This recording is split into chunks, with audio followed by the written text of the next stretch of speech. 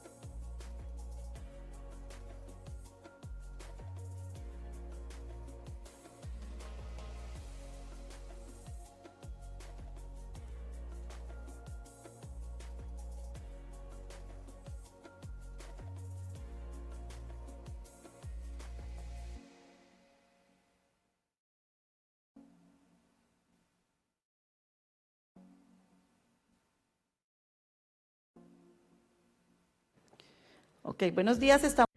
A very good morning to you all. We are now counting down to start the third day of the Latin American and Caribbean Summit, Climate Summit. We'll be looking to nature-based solutions. I would ask that those of you who are entering the auditorium here, Getsemani, at the Convention Center, and those of you who are joining us via streaming, eagerly awaiting the beginning of this third day, that we please wait just a couple more minutes. We're just waiting for our final guest to reach us here at the Convention Center in Cartagena. Thank you for your patience.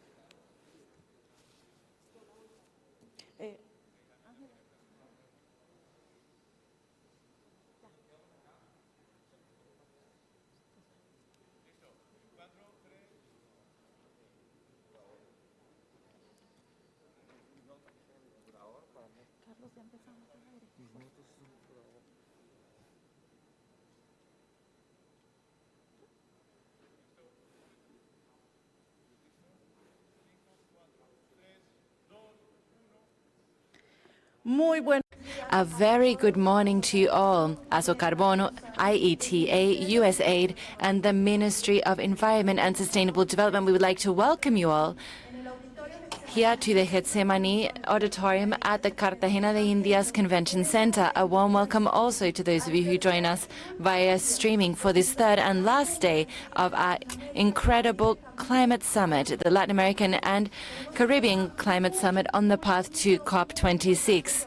We have a wonderful agenda today, and we'll be focusing on nature-based solutions. A warm welcome to our delegations from Latin America, from the Caribbean, from North America and Africa who are here with us at this event. Welcome to our business people, the private sector, the public sector. We have quite a lot of public sector, public servants who have been here over the last 3 days in Cartagena.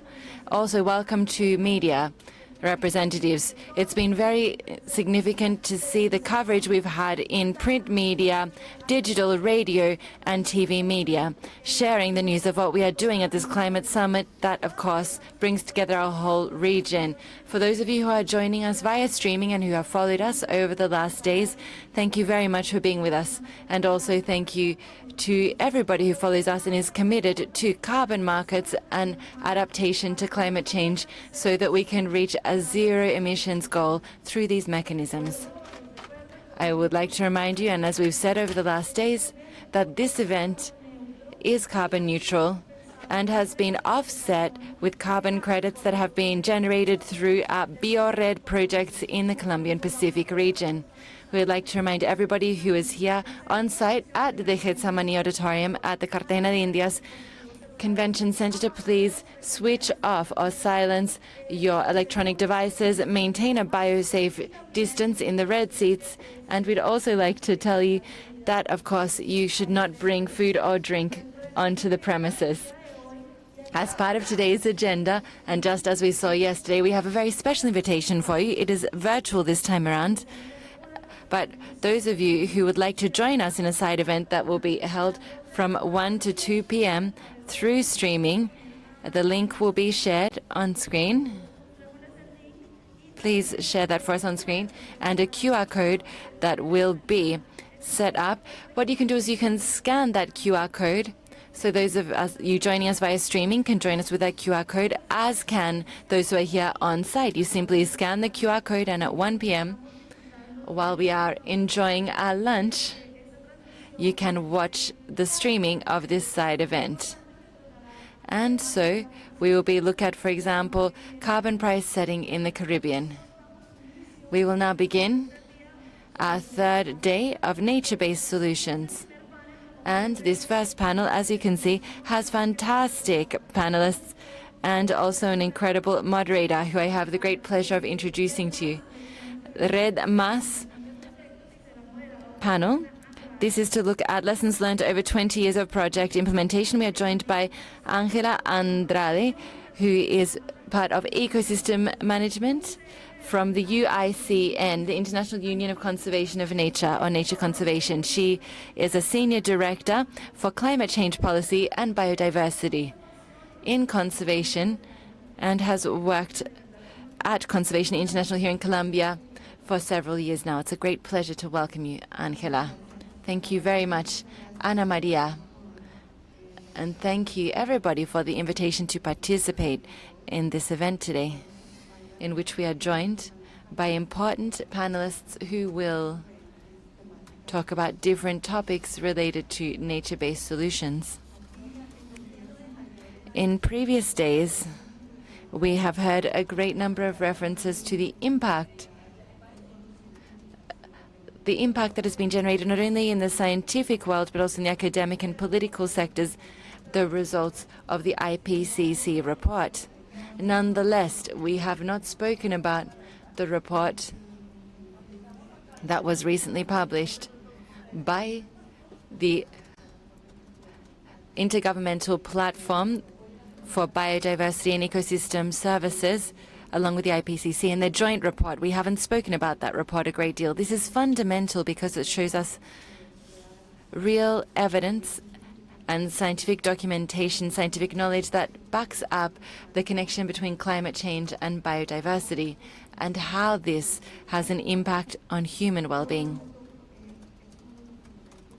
This is one of the main foundations of nature-based solutions that for many years has been developed by the UICN and is translated into a recently adopted standard that was ratified as part of the recent World Congress held in Marseille. Nature-based solutions is about recognizing as living beings that we are permanently interacting with our natural ecosystems that have been transformed. And these ecosystems are what truly allow us to take advantage of or use these ecosystem services, and which enable us to reach a series of sustainability goals. This standard is fundamental because it's also based on scientific developments and academic research results, as well as other matters related to governance and the importance of including all interested sectors and stakeholders. So the main message here is the role that is to be played by nature-based solutions in accordance with the UICN definition.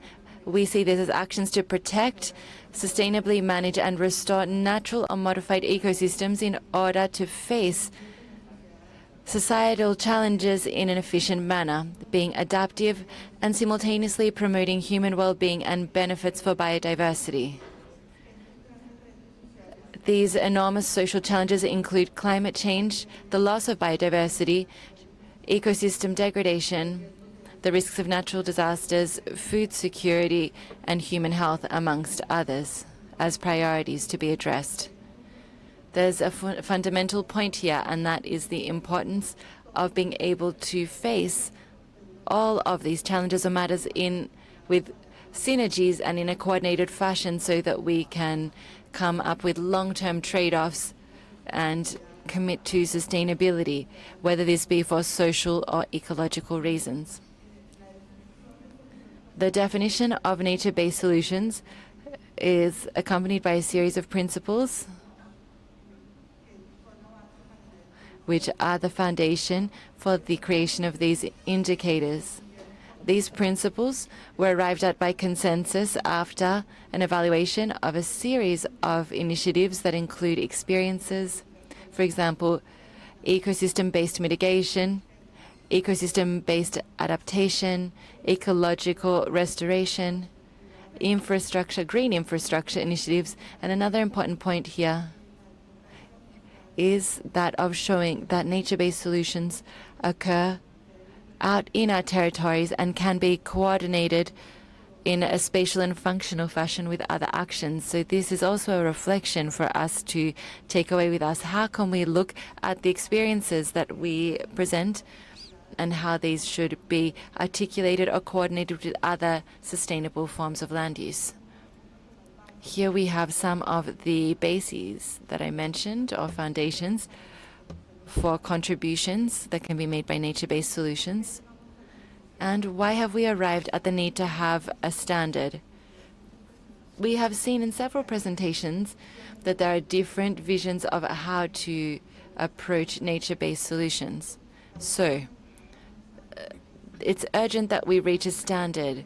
We must ensure that we have common understanding and interpretation amongst all of our sectors, users, and geographies around the world. We must guarantee a systematic learning framework, have quality control, use tools, approaches, and methods that are both relevant and already exist. We have to minimize risks related to a lack of sustainability.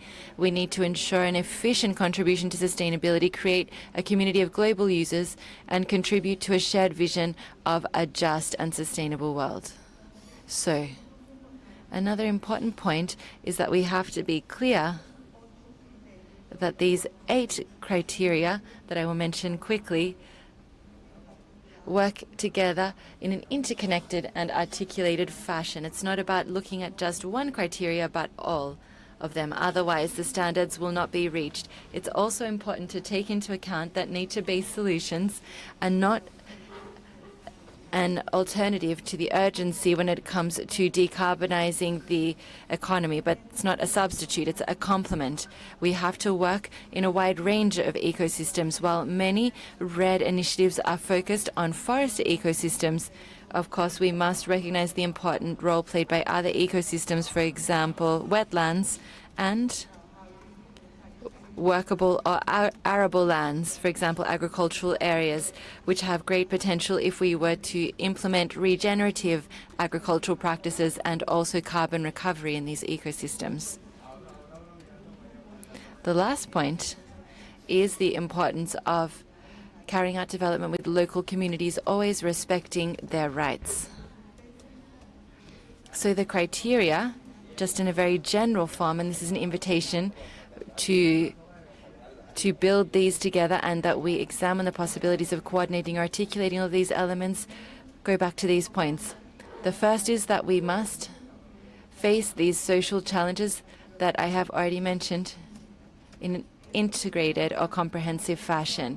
That means that we need to carry out exhaustive revision and documentation of how, for example, we would deal with food security, what it means to look at climate change mitigation or adaptation actions, loss of biodiversity, but we have to do this in an integrated fashion.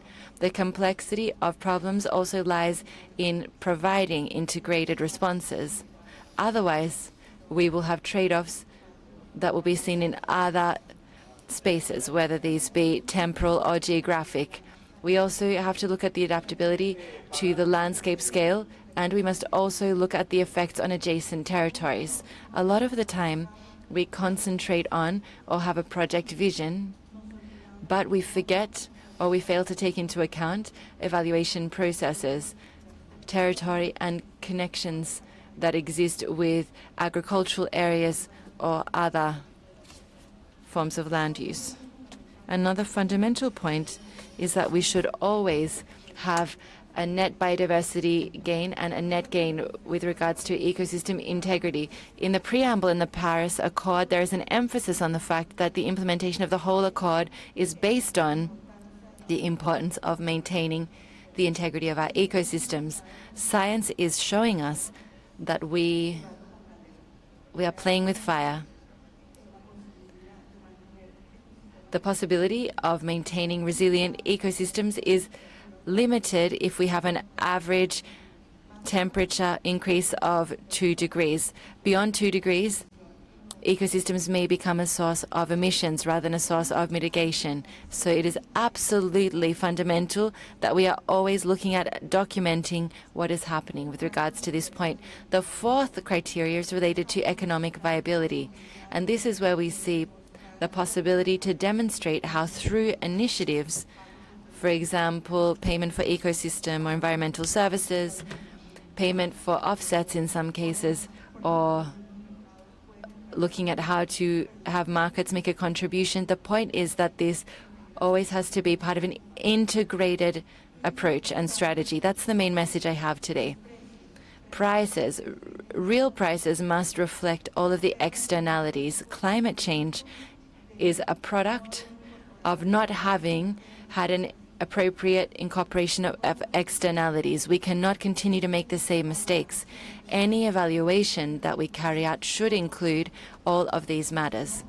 If not, this might get away from us. There are recent publications that are referring to up to $200 per ton of carbon for a specific time period. Why?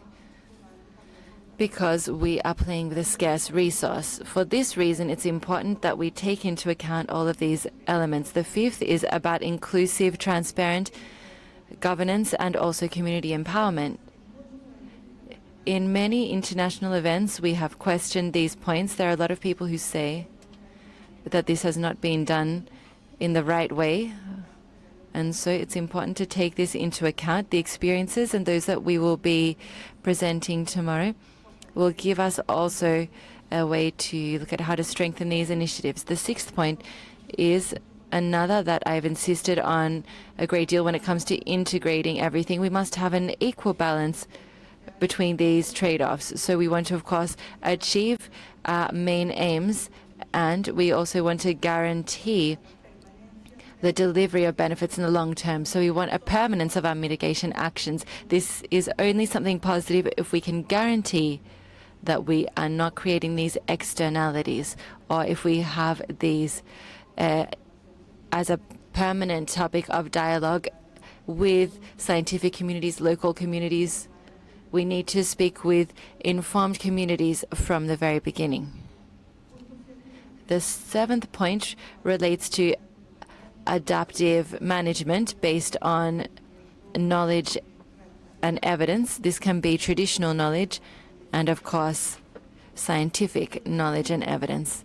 And the last criteria refers to sustainability and integration in the correct jurisdictional context. So nature-based solutions will be effectively incorporated in all sectors and all appropriate productive sectors if we take this into account. We have a lot of ways to reach, for example, the road sector, the agricultural sector, the transport sector, but the only way that we are going to ensure the permanence of these initiatives is if we involve everyone. I would like to finish with this graphic, which is very recent, where we see the opportunities that are offered by mitigation when we do this through nature-based solutions associated with different global change trajectories and also different temperature increases. What we see here is that the best opportunity is between 1.5 and 2 degrees. Beyond that, it's absolutely impossible because our ecosystems are very vulnerable, and as I said previously, they may become a source of emissions rather than a source of mitigation. And in a hot world, we are not sure what the capacity of our ecosystems would be when it comes to storing this carbon. In the very short term, well, we have a very short time to prepare these actions and guarantee that they have an effective impact on climate change or global warming.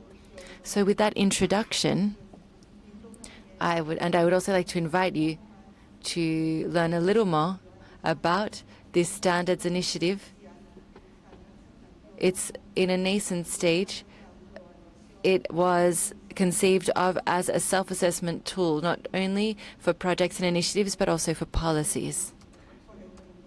And it is also for the private sector to include in its practices. We've seen such an enormous demand that we are now working on searching for and coming up with a coordinated certification system.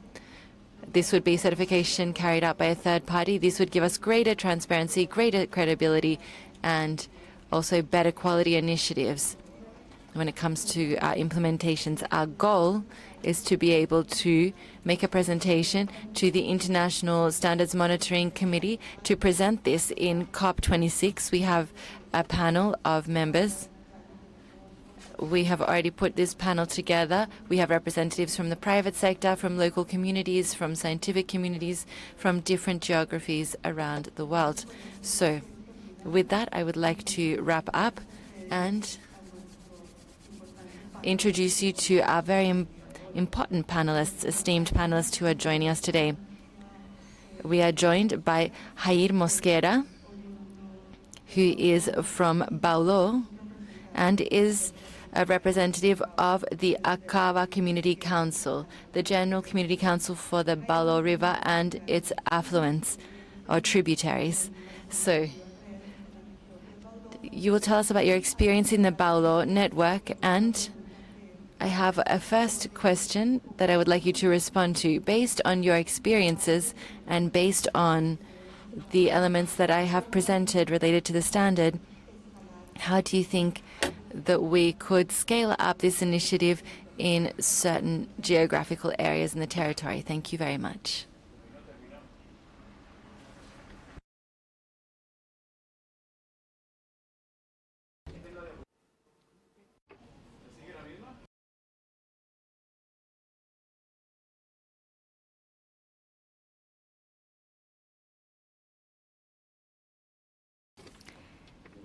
Good morning, everybody. I would like to extend a warm greeting from the sub-region of the Baudot, from the region that it has its same name.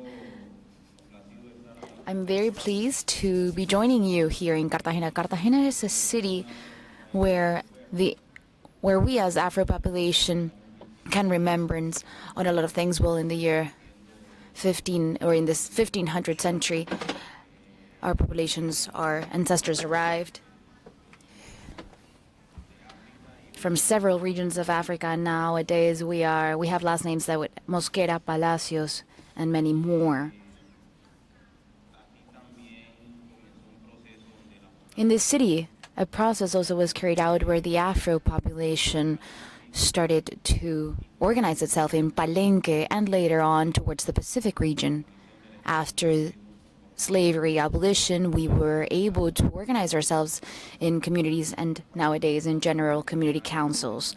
I'd have to say that community councils in the Colombian Pacific have been composed as a result of Law or Act 60 that give us the faculty of being an organization with an ownership of collective territory. And this is a fundamental part for Black communities because we've achieved entitling of over 3,000 hectares in the Colombian Pacific, and this is a starting point for us to be able to have the capacity to progress and advance in RED Plus projects and also in nature-based solutions. And that is exactly where the Community Council, as well as the River Pepe Community Council, which is part of our RED Plus project, we've constituted ourselves as a legal entity and we've worked for the benefit of our communities. I'd have to say that indigenous and Black communities in Colombia have, since centuries, been working our land and conserving our land as well, because the essence of our existence is clearly tied to our territories.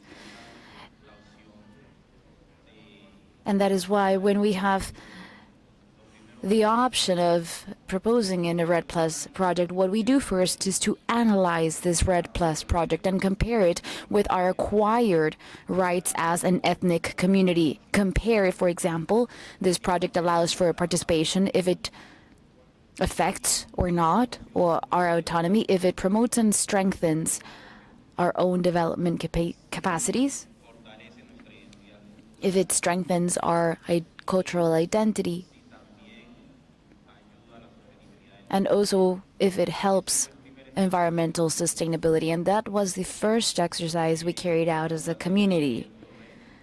A RED Plus strategy or project strategy under no way would oppose to the different processes that we've carried out for the benefit of our Black communities. And I'd like to say that in this first analysis, the RED Plus projects were accepted under a participation mechanism which was pretty extensive and done in an exhaustive manner based on autonomy. And I remember well that a specific person such as Luis Alberto Murillo, at that time governor of the Chocó department and later Minister of Environment of Colombia. And he was a key person who had a key role in this process because he helped many communities to decide among other proposals that other operators were proposing to us.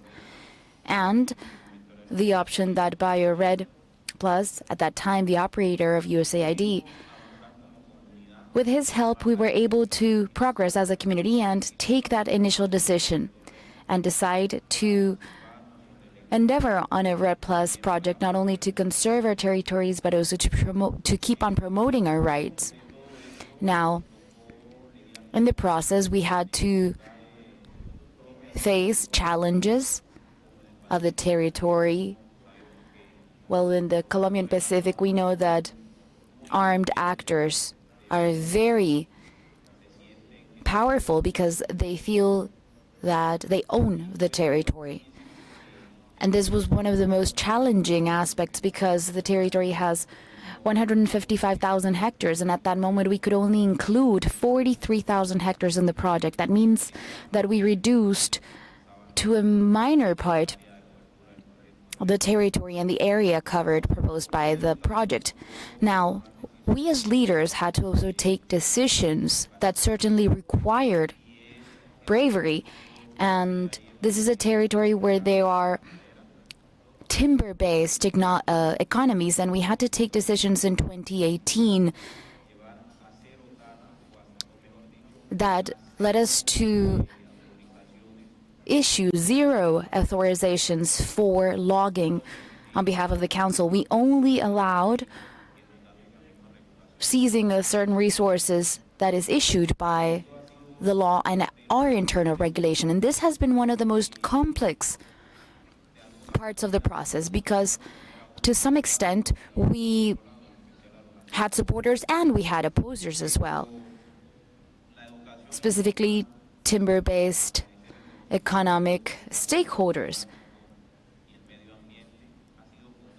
And specifically, putting the environment and sustainability at the upfront of the project has been also challenging, to make all these stakeholders that depend on timber-based economies to understand the importance and for them to contemplate other potential economic possibilities for their basic income.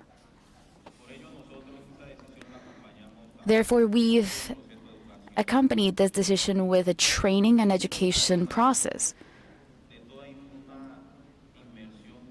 as well as an introduction of several other products to our regional markets. And in many ways, we had to start from scratch by establishing products under a silvopastoral or forestry-based model, which to some extent is a model that is very much consistent with RED Plus projects. At that time, we could advance, for example, to the production of cacao, achiote, a national fruit, also sugarcane production, rice, among other products.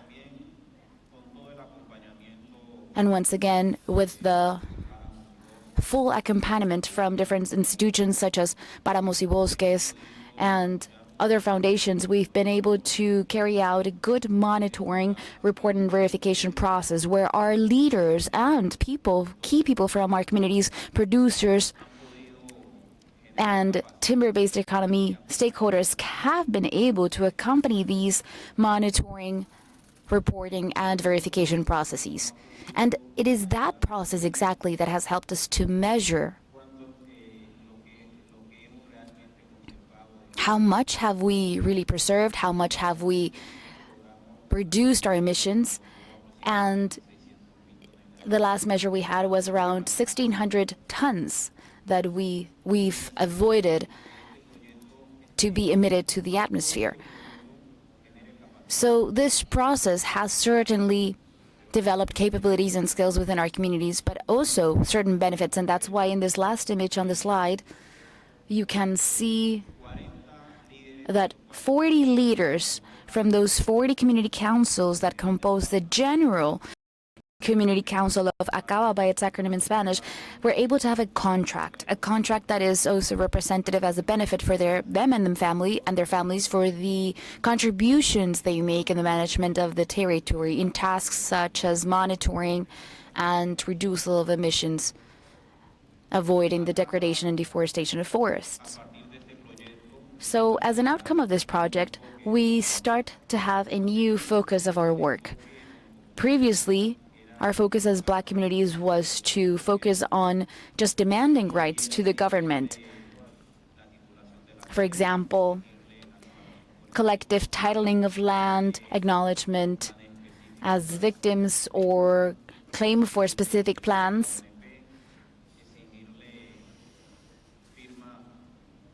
Also claim for certain titling for voluntary substitution of illicit crops, among many others. And as of year 2020, the moment in we've achieved the access to certain resources to execute in the territory, we started a new direction or a new path, and we focused on the creation or generation of sustainable development within our territory, and we started to create jobs. We started to strengthen our autonomy.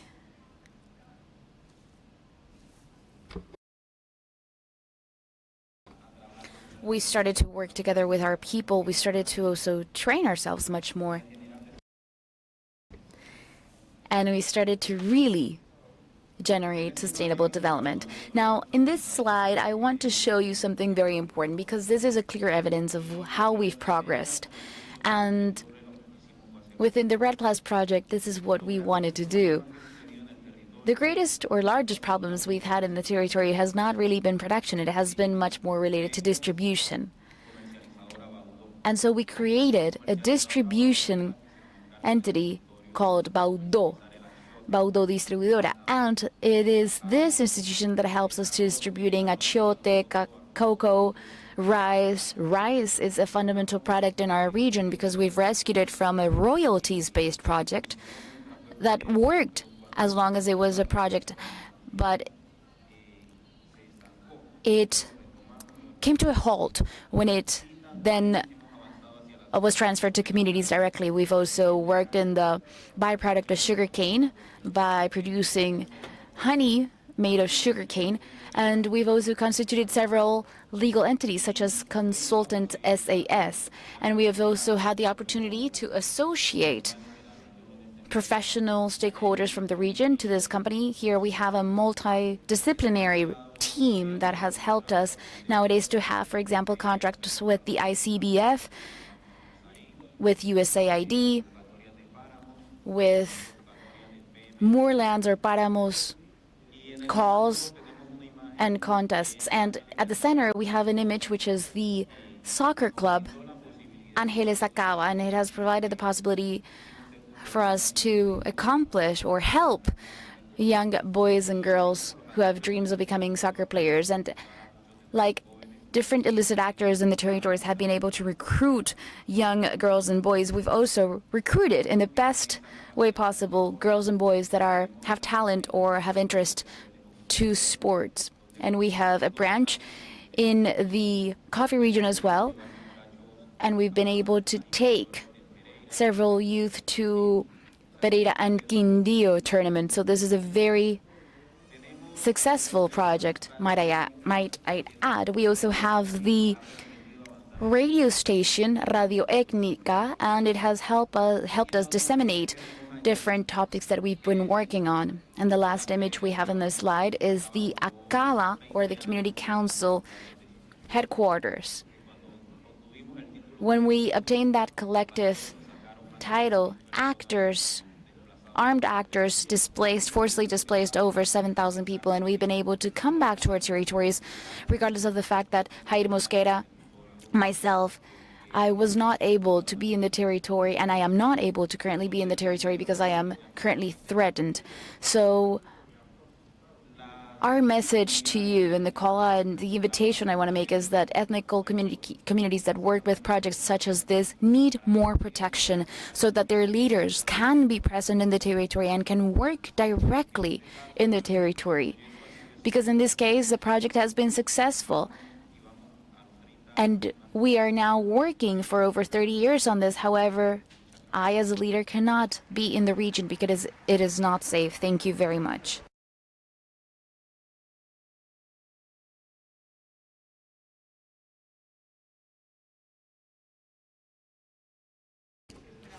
Thank you very much, Haid. We hope that we can give the floor to the other people from the panel and therefore have the opportunity to comment on additional topics at the end. Thank you very much for highlighting that final part on safety, which is a critical aspect for these type of initiatives to be long-lasting in our country. So now I'd like to give the floor to our next panelist, Sebastian Trong. He is the Conservation International VP, and he's been leading a team that catalyzes public and private resources to promote actions and solutions related to conservancy that benefit nature. Sebastian will present a topic, connections between biodiversity and their effects at a territorial level, and I would ask him to please give us some ideas about practical examples where we can show or evidence how we can do this in the territory and in the fields. Thank you. Thank you. Angela, can you please show the next slide? Or All right, I'm very glad to be back in Cartagena after a year and a half being at home. I feel that with music again live at the streets in Cartagena, we really feel that this is the end of the crisis, or at least I hope that we are finally reaching the end of this COVID-related crisis. However, we have two additional crises, and perhaps even more severe ones. One is climate change, which is very well documented through scientific papers and reports from the IPCC, whom we're all familiar with. And the fact that every day we are reminded by all the natural-related events that intensification of this crisis. This past week, a town in Italy received over 2.5 feet of rainfall in just 12 hours. Never we had seen this before, this intensity of rainfall in Europe before, and these type of events, unfortunately, will be much more frequent with the intensification of climate crisis. At the same time, we're facing a crisis of loss of biodiversity in nature. This past week, colleagues from International Conservancy published a global analysis based on millions of surveys on the dependence of people in the tropics on nature. And they estimated that 2.7 billion people from the tropics, or at least 70% of its population, depends on nature for their basic needs, meaning construction materials for households, food, water, energy. Therefore, it is very important. And this clearly shows, specifically in the tropics, the interconnection between both crises, because in tropical countries, such as the example of Colombia, most of emissions of GHG come from the change of land use, meaning deforestation. And it is deforestation itself that threatens biodiversity and nature.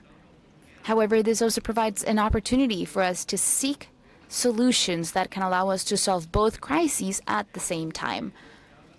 And I think that given the severity of these crises, we need to do the two following things. Firstly, we need to take solutions that we already know that work and are efficient, and scale them up at a quicker pace. And also we need to innovate and try new things. It's not just one solution that will cover everything. Instead, we need to use all tools at hand to face these crises.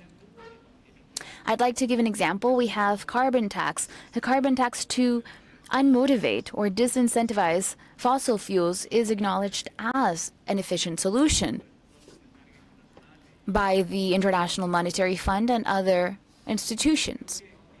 And I believe that the example of Colombia is very interesting, because this is not only a tax that disincentivizes the use of fossil fuels, but also allows for neutral carbon emissions, meaning investing in projects that can reduce deforestation and therefore not only reduce emissions, but also create different benefits for communities and for biodiversity-related matters. Some years ago, we carried out an analysis, and if we apply that same scheme that we have in Colombia regarding the carbon tax to mega-diverse countries, meaning countries that have over 70% of the global biodiversity. These are 17 countries. Out of these 17, 13 have extends rainforests. And in 2018, the deforestation in these 13 countries represented around 7% of all global emissions in the year 2018. So if these countries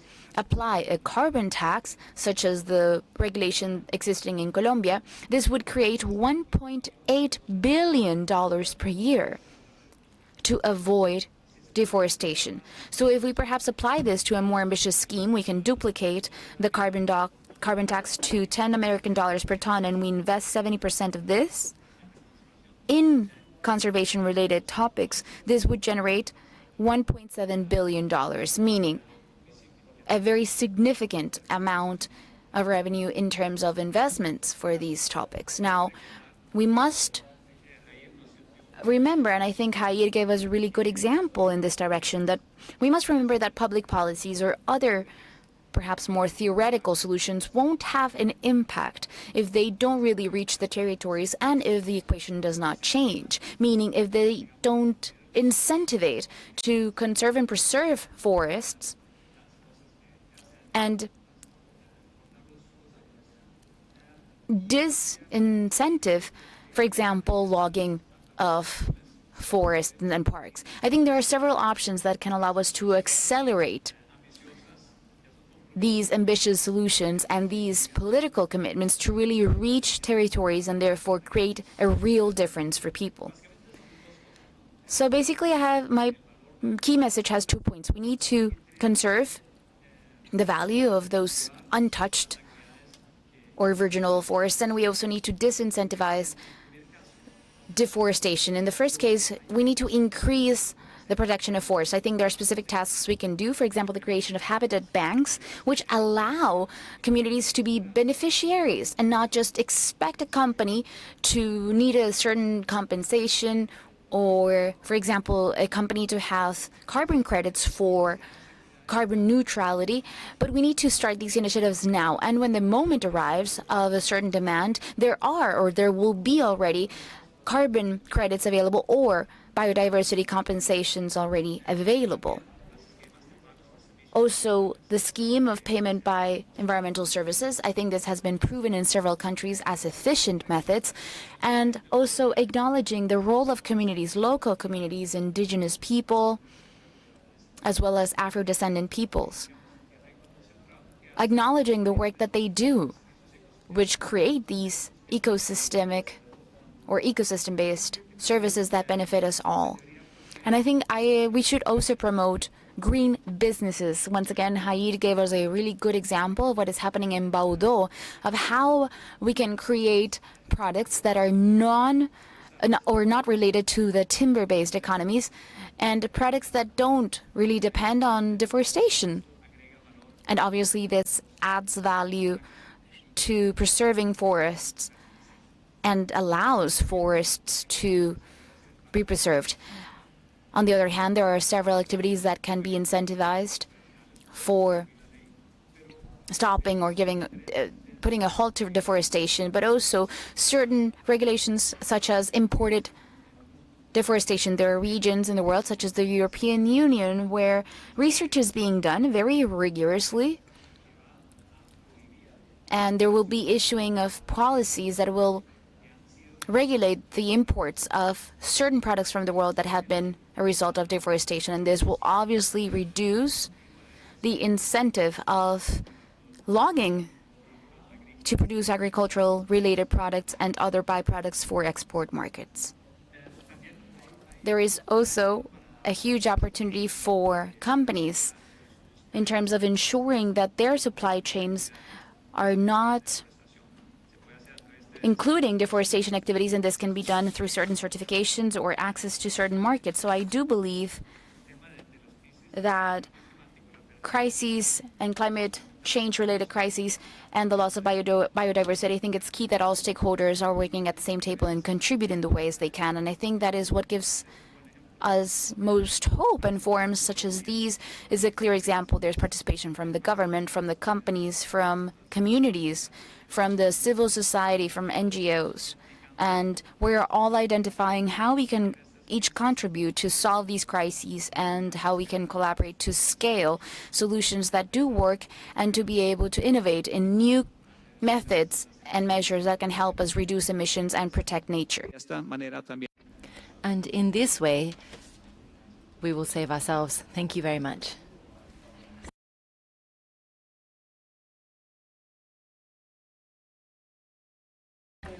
Thank you very much, Sebastián, for this presentation and for providing new elements, bringing new elements to this whole puzzle of how to act in a more integrated fashion, thinking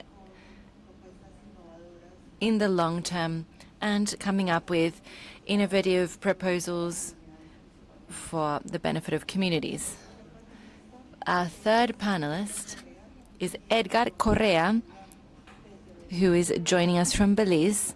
He is the director of the Forest Department, and his current task is to supervise all geospatial monitoring of the initiatives that are being carried out at the RED level and other components when it comes to land use.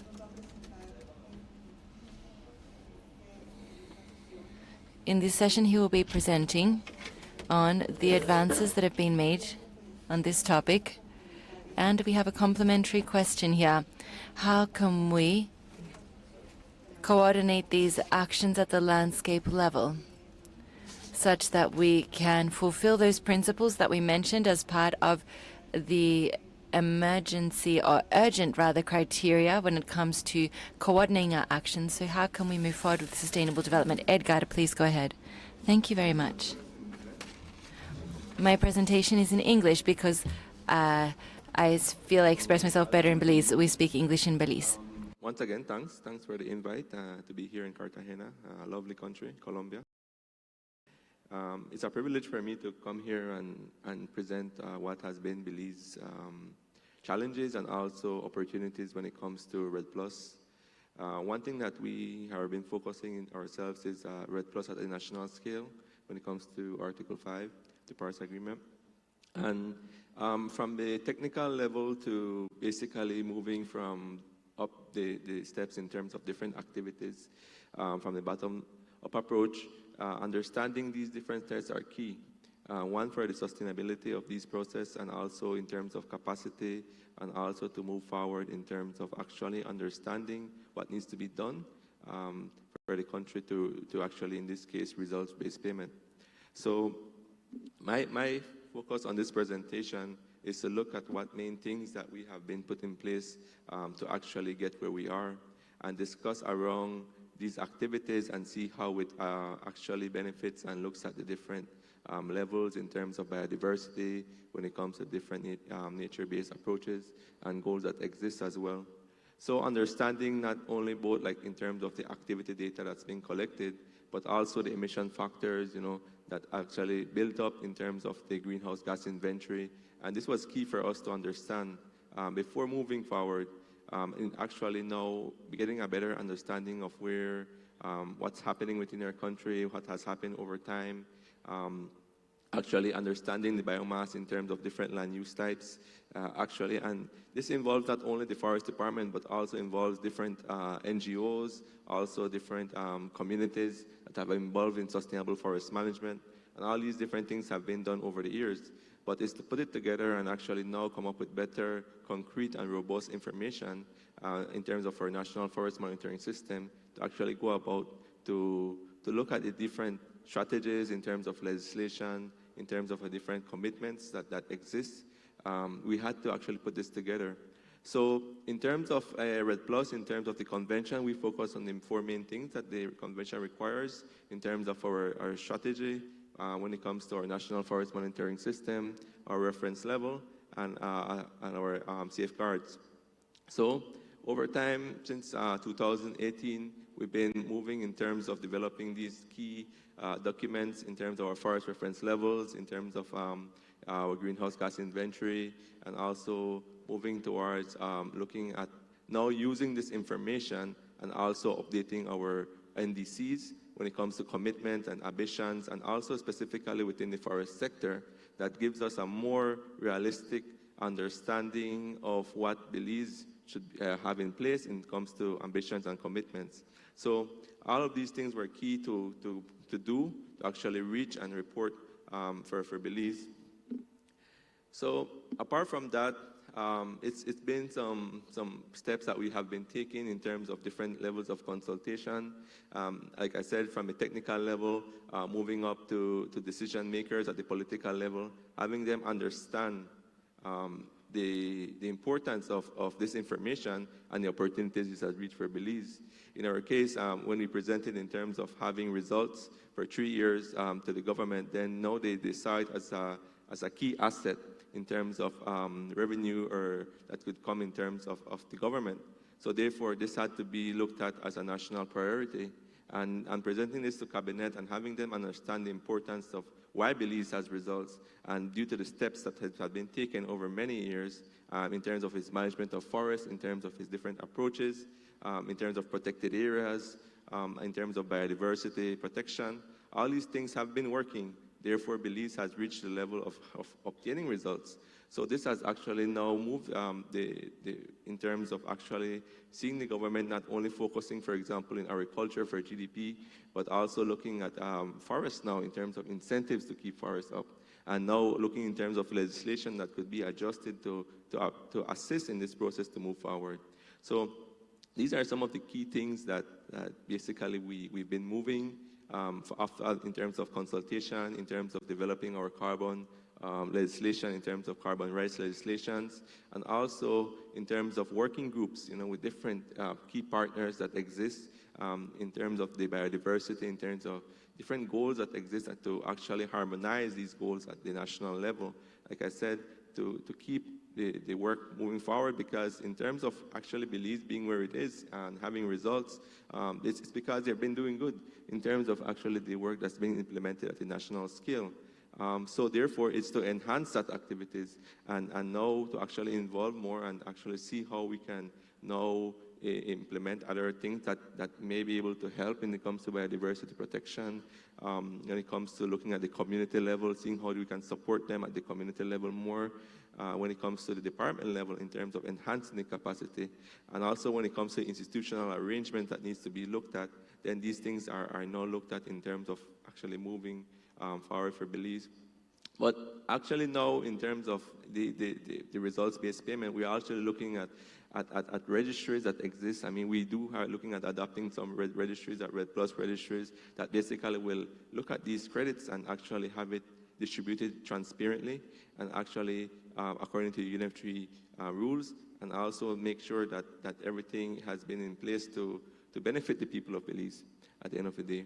So these things exist, and these are the steps that we've been taking. And now, in terms of Belize, the reason I mentioned all these things in the past, before, was to actually, now that Belize prepare itself to move into the market, then these things are critical for Belize to actually look at and take a step behind and look at in terms of the different approaches that could basically either improve the situation for Belize or could affect it in terms of decisions that could be taken, especially when it comes to carbon, and now that Belize looks at it in terms of an asset for the government. So that's basically an outline of the road that we've been taking and journey for Belize. Thank you.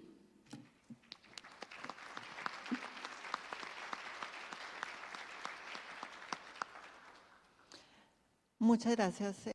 Thank you very much, Edgar.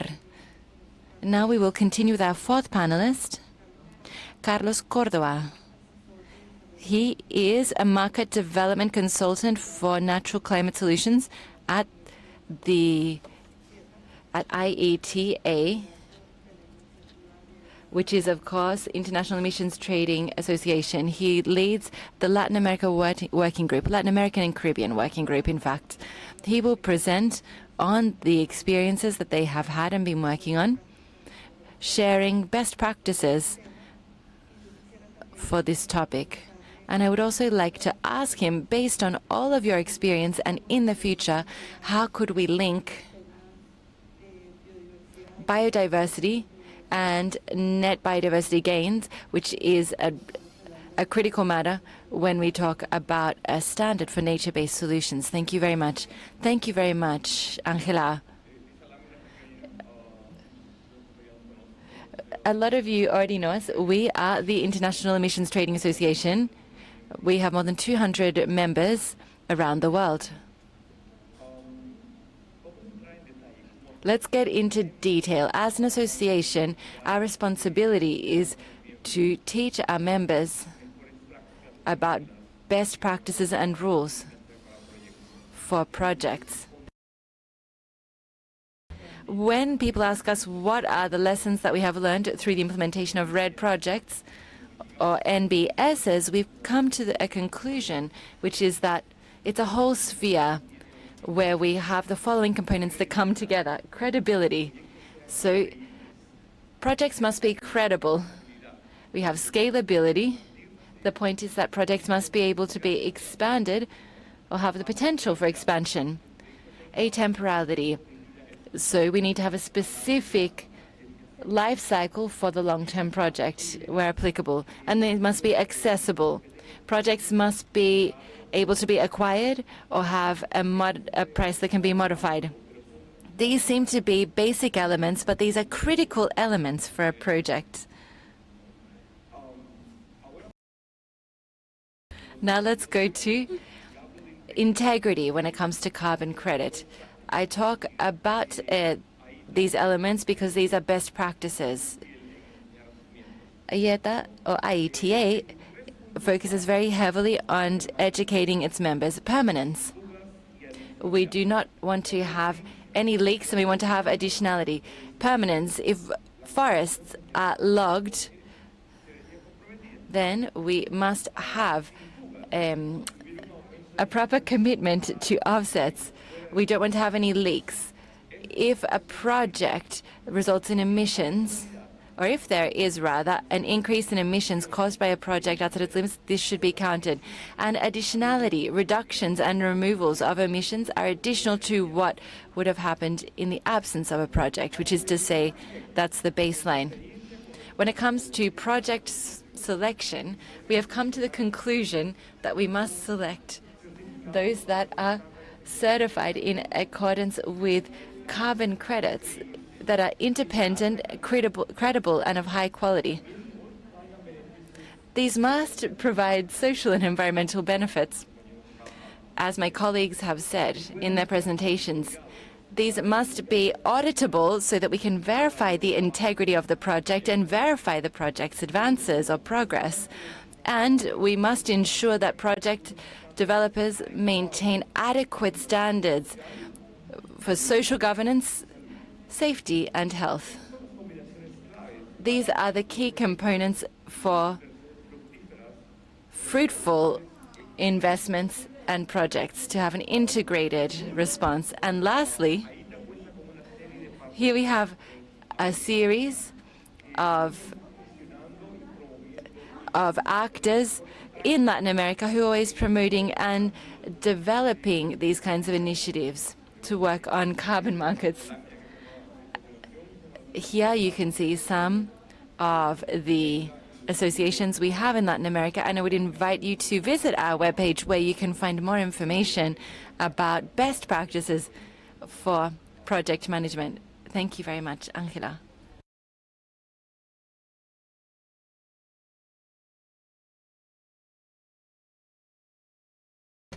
Thank you very much, Carlos. Now let's move to our last panelist, Roberto León Gómez, who is the Director of Innovative Conservation Models for moors and forests, and he has been working at USAID since 2008. Thank you very much, Angela, and a very good morning to you all. It is my great pleasure to be here to wrap up this panel talking about Red Plus. I would like to go back a little to what Jair has said, because when you look at the results of a project, for example, the one that we saw in the river, there is no doubt that when we have a well-formulated and well-implemented project with appropriate monitoring, not only carbon, but also looking at biodiversity and governance, we have very successful projects. This model is a nature-based solution, and it deserves to be replicated. That's why this Innovative Conservation Models for Moors and Forests from USAID has decided to partner with the Territorial Renewal Agency, or Land Renewal Agency, which is created in accordance with provisions in the Havana Peace Agreement for the implementation of that exact agreement.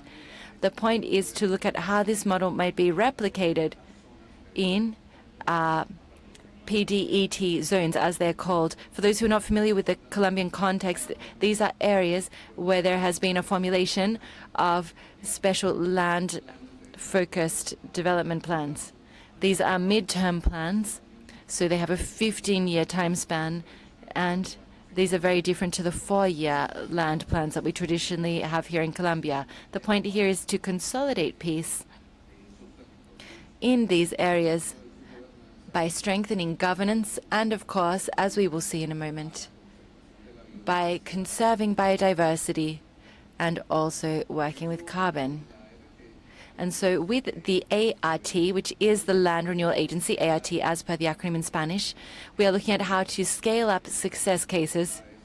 Of course, there will be difficulties, nobody can deny that, but BioRed projects have been very, very successful. We have 16 PDET zones covering more than 170 municipalities around Colombia, so we've had to prioritize where we should start working. Where should we start scaling up this effort? And how can we create conditions so that Colombian institutions can, in the long term, take on or include the importance of sustainability in its projects? Here on the map on the right-hand side, you can see the six PDET sub-regions that were prioritized. Catatumbo in the north of Santander, Chocó, Nariño in the southwest of the country, and in the Amazon region we have 3 sub-regions, Macarena, Guaviare, Caquetá, Caguán y Piedemonte Caqueteño, which is the Caquetá department principally, and Putumayo. If you compare this with the map on the left-hand side, I am sorry that these are not at the same scale, so you can really compare these. That's my fault. But this is the carbon content map in accordance with our forests here in Colombia. This has been put together by the IDEAM, the Meteorological Institute. Here you can see exactly how in these areas we have very important forest areas and also high carbon content. So creating or carrying out projects in these PDET zones is absolutely fundamental.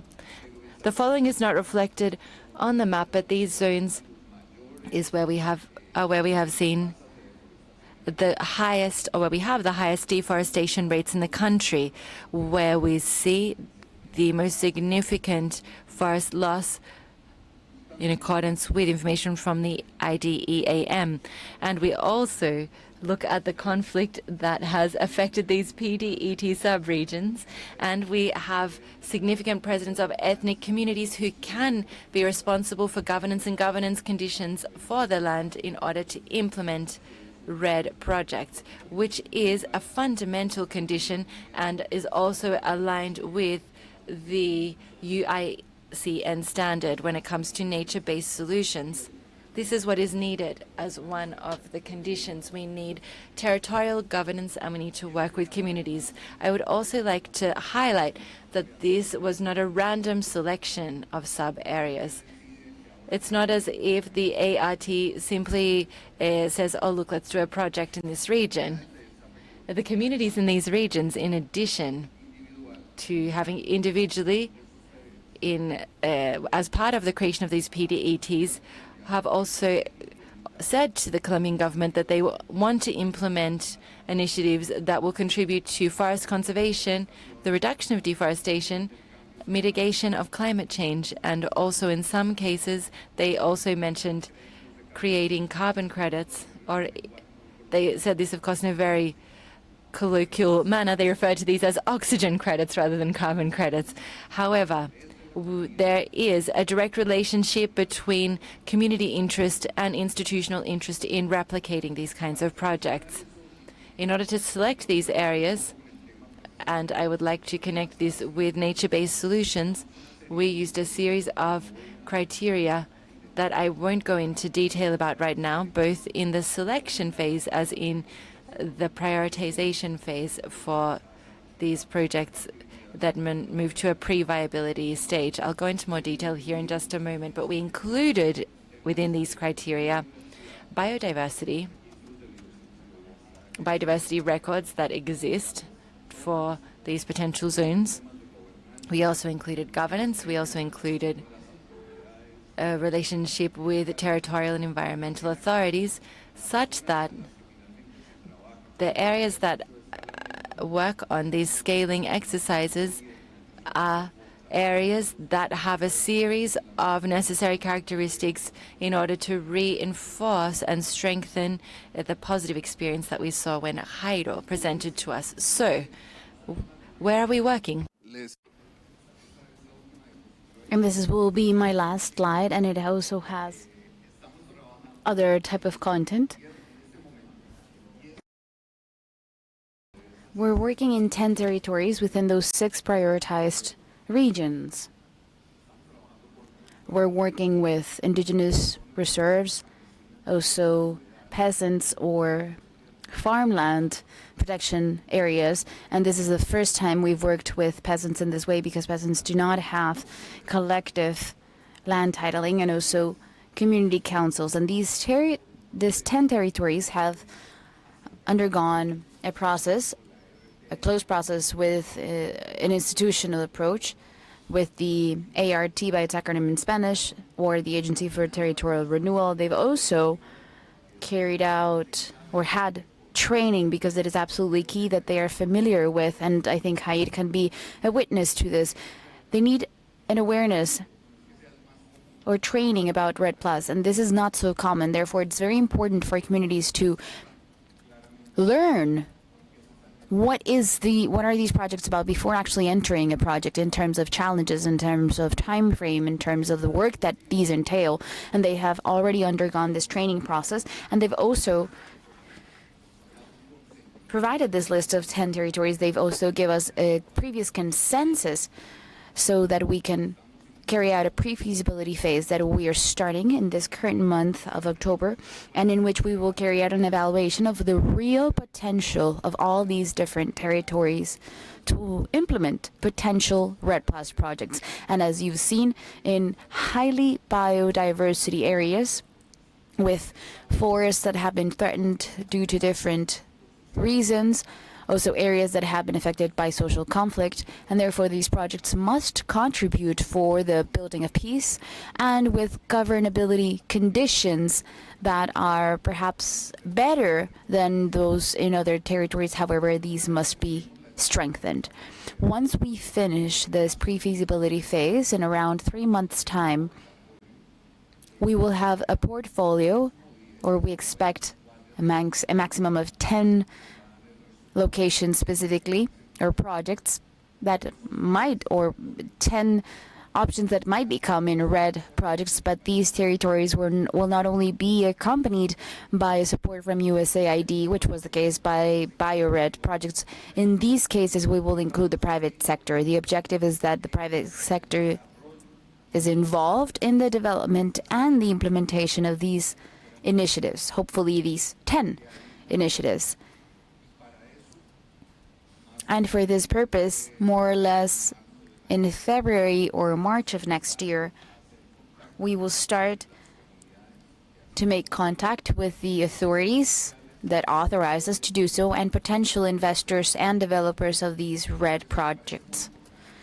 That's why it's very important for me to present this progress in this auditorium before this audience, where we have standards, certifying entities, potential investors, because this opens up a real opportunity. I won't yet publish the territories. This is not absolutely confidential. However, I don't want to anticipate those results because we want to carry out this pre-feasibility studies. You already know the areas, and so the call or the invitation is for you to keep this in mind, because next year we will have these direct dialogues between the communities and the private sector, because our objective is that by the end of the year we have several agreements signed between communities and investing entities that can really carry out this extensive project portfolio of RED projects and helps Colombia also to consolidate peace in these areas. That's all from my side. Thank you all very much.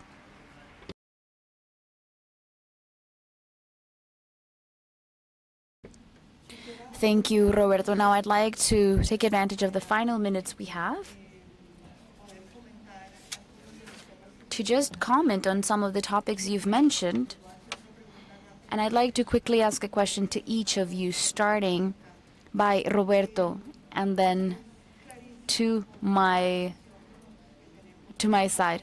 So it's very clear by the information that has been conveyed that we're amidst a critical climate crisis. Loss of biodiversity, also social topics that have been tense and are associated to these problems, as Jair mentioned, and which are also reflected by Roberto's presentation. So what is your opinion? on perhaps what are we lacking so that these nature-based solutions are adjusted, are perfected, and become a pillar of public policy at a national level. What is lacking? How or what should we tell the government, the public sector, users about why are these solutions important and what has to be done for these to be consolidated? Well, I'd dare to say that both the public and private sector are taking certain important strides for nature-based solutions from their own capabilities.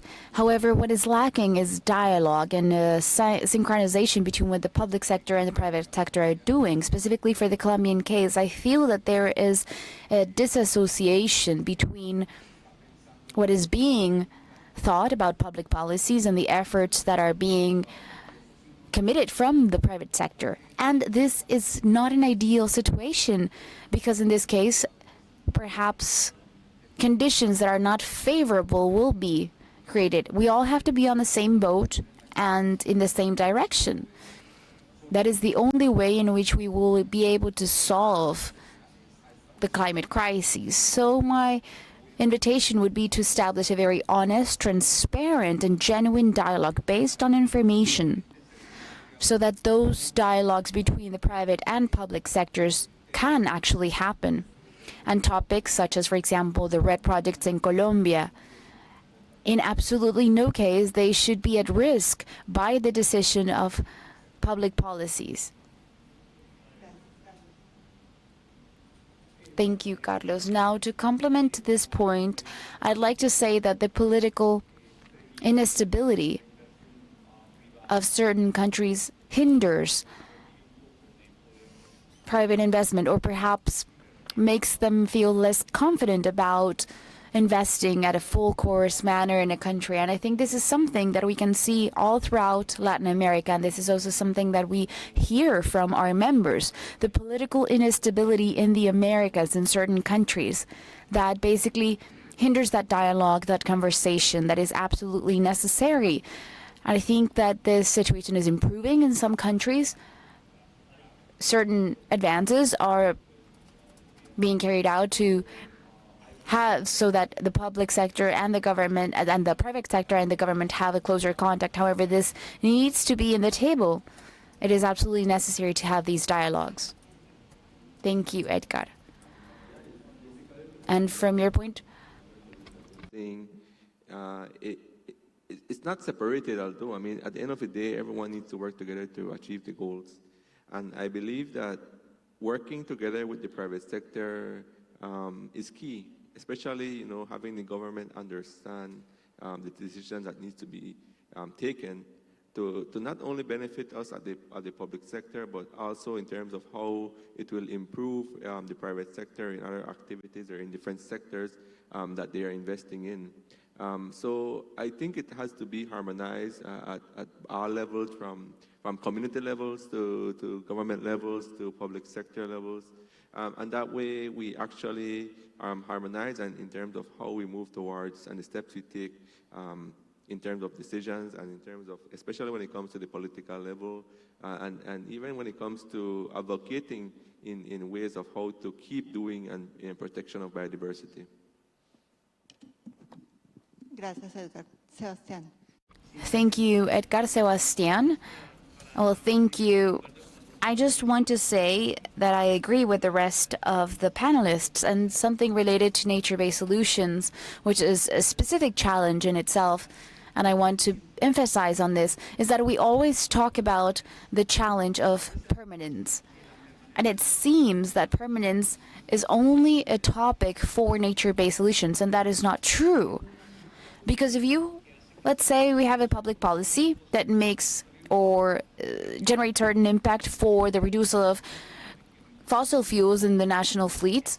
And we've seen in regions where we've seen these solutions already in place, and these have not been permanent solutions, where we see, for example, that rainforest will be burned in the future.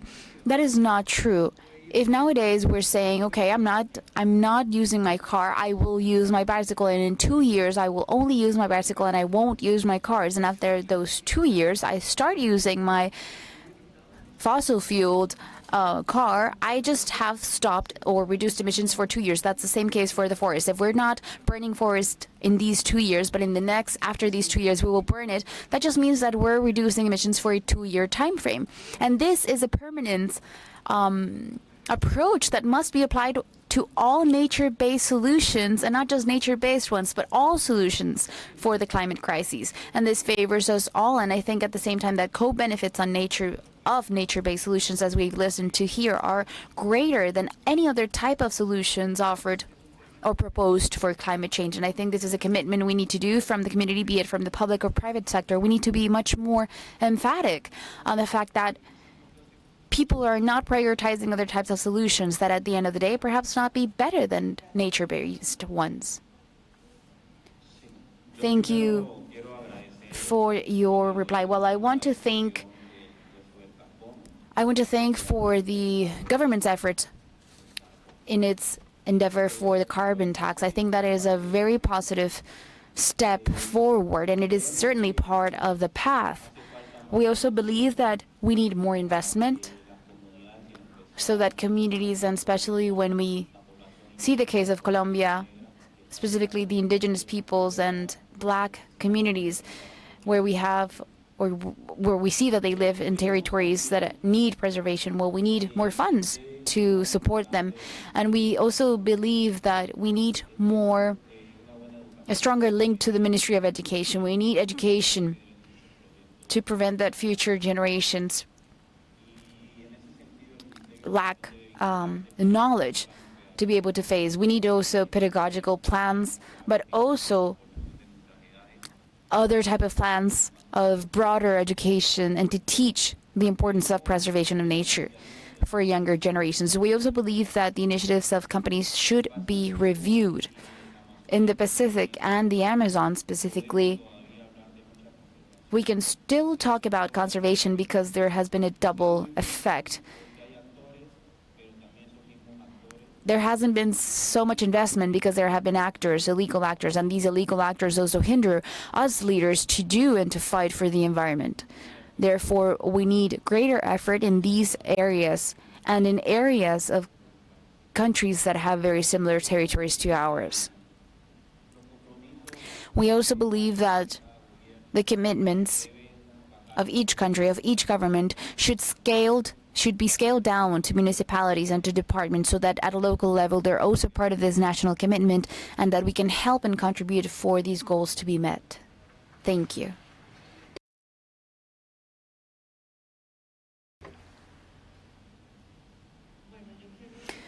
All right, I'd like to touch upon several topics that have been discussed and also present some takeaway messages for us to think about the future.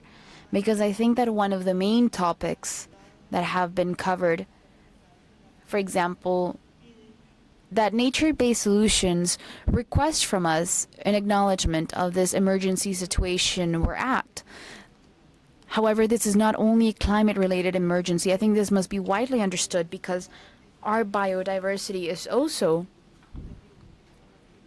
at terrible levels in this emergency. We are just barely upon an existence crisis, and I want to say this from an external perspective to projects that just provide us information on carbon capturing. For example, however, we still don't know the status of biodiversity in many cases. For example, the rainforests in Chocó have had certain extinct species. There are no longer certain pollinizers in certain areas, and the whole chain that maintain natural systems has been significantly altered, and perhaps we're not being aware of this because we're not measuring it. We're not really seeing it in a clear manner, and we're not informing decision makers as well on this existing crisis. Also, ecosystem degradation crisis. This crisis is critical, as we've seen for the case of Colombia, for the case of several other countries. We've seen that ecosystemic integrity has been severely affected, and the possibility of maintaining these ecosystems viable in the long term is also a challenge. So we must see all these topics in a comprehensive manner, because only with healthy ecosystems is that we can offer a bank of ecosystems to be able to work in these type of nature-based solutions initiatives. However, from the social context, how it has clearly mentioned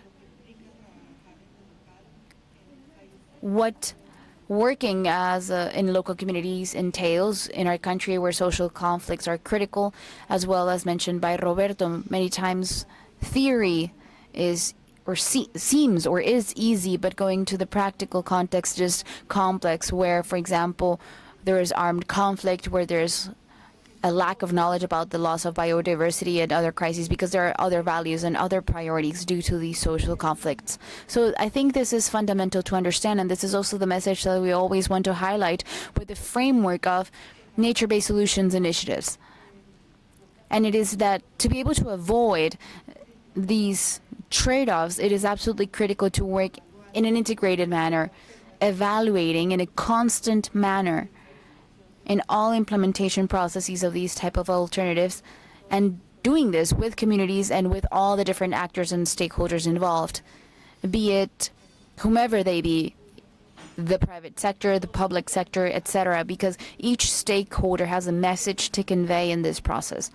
I also want to be clear about the nature-based solutions as the best possible option that we can implement at this moment. It is actually the one that receives the least amount of resources from global climate action. However, it is fundamental to promote it.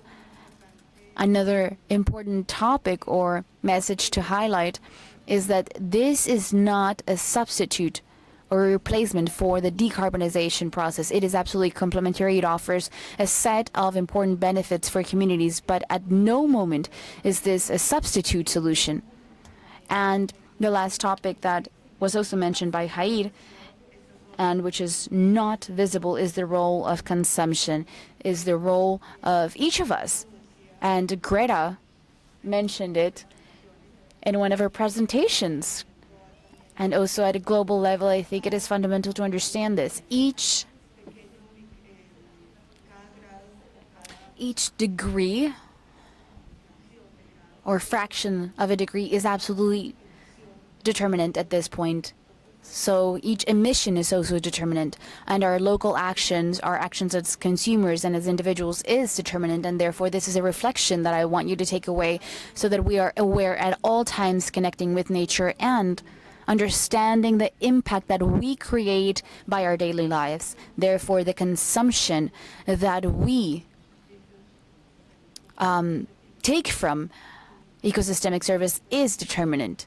And if we're not aware of this, we will not overcome this crisis. We will surely live in a harsher world with much more vulnerabilities and certainly with higher degrees of uncertainty. So thank you very much for your attention, and I hope that this panel has been interesting for the audience.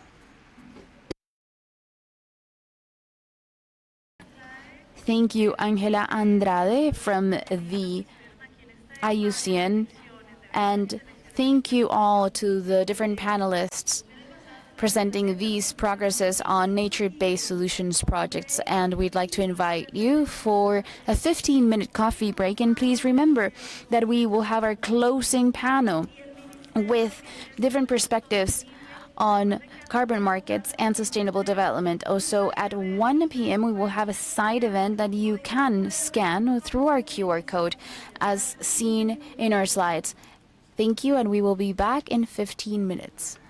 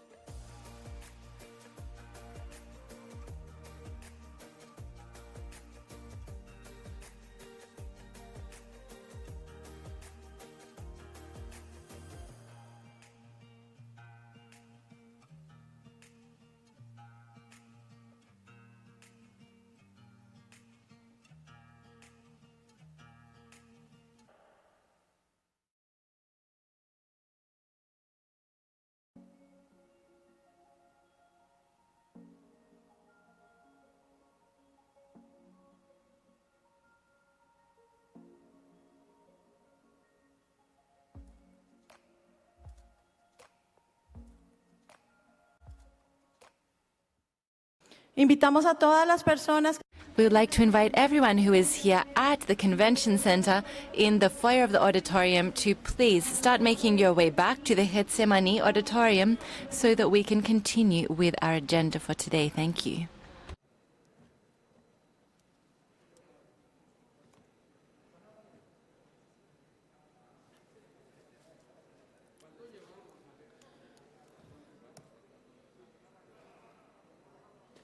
Carlitos, no.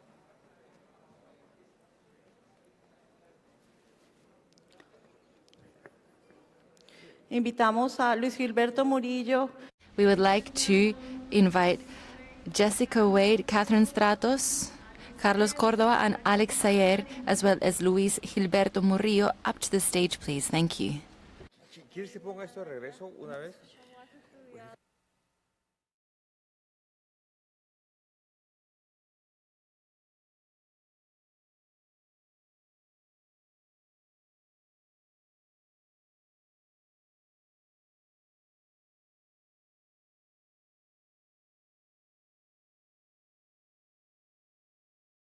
Invitamos a nuestro presentador Juan Lozano también.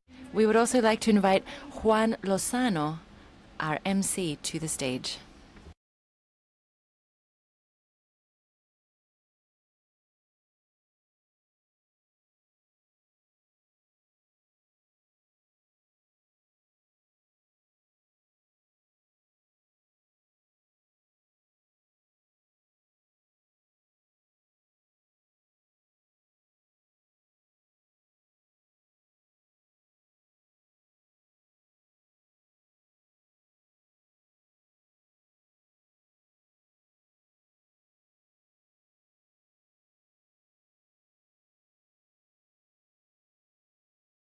Invitamos a nuestro presentador Juan Lozano. We would invite our presenter, Juan Lozano.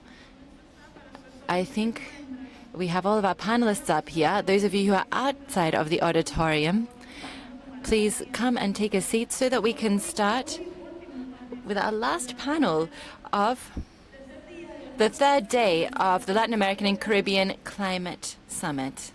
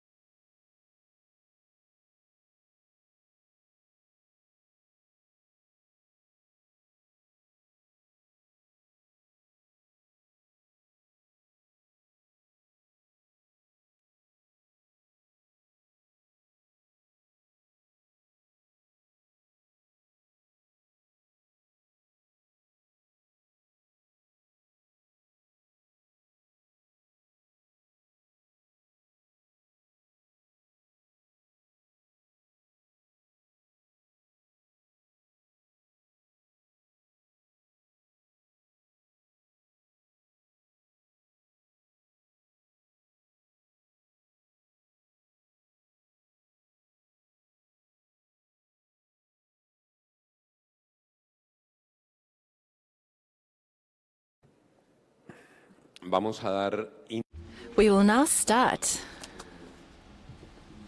with our last panel for our summit agenda. Personally speaking, I am so happy to be able to introduce you to a friend and colleague who I admire and respect greatly. The ex-Minister of Environment, Luis Gilberto Murillo. He has been doing carrying out very important tasks when it comes to environmental management and research, environmental research more specifically. He is currently an MIT fellow. He is doing truly important work,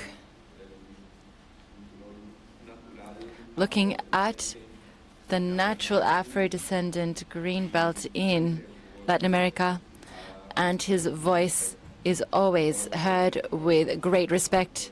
He has been twice governor of the Department of Chocó, Minister of Environment, and he is ready to roll up his sleeves and get on board with all environmental causes. It is a great pleasure to have you here. Bienvenido, ministro. Welcome, Minister.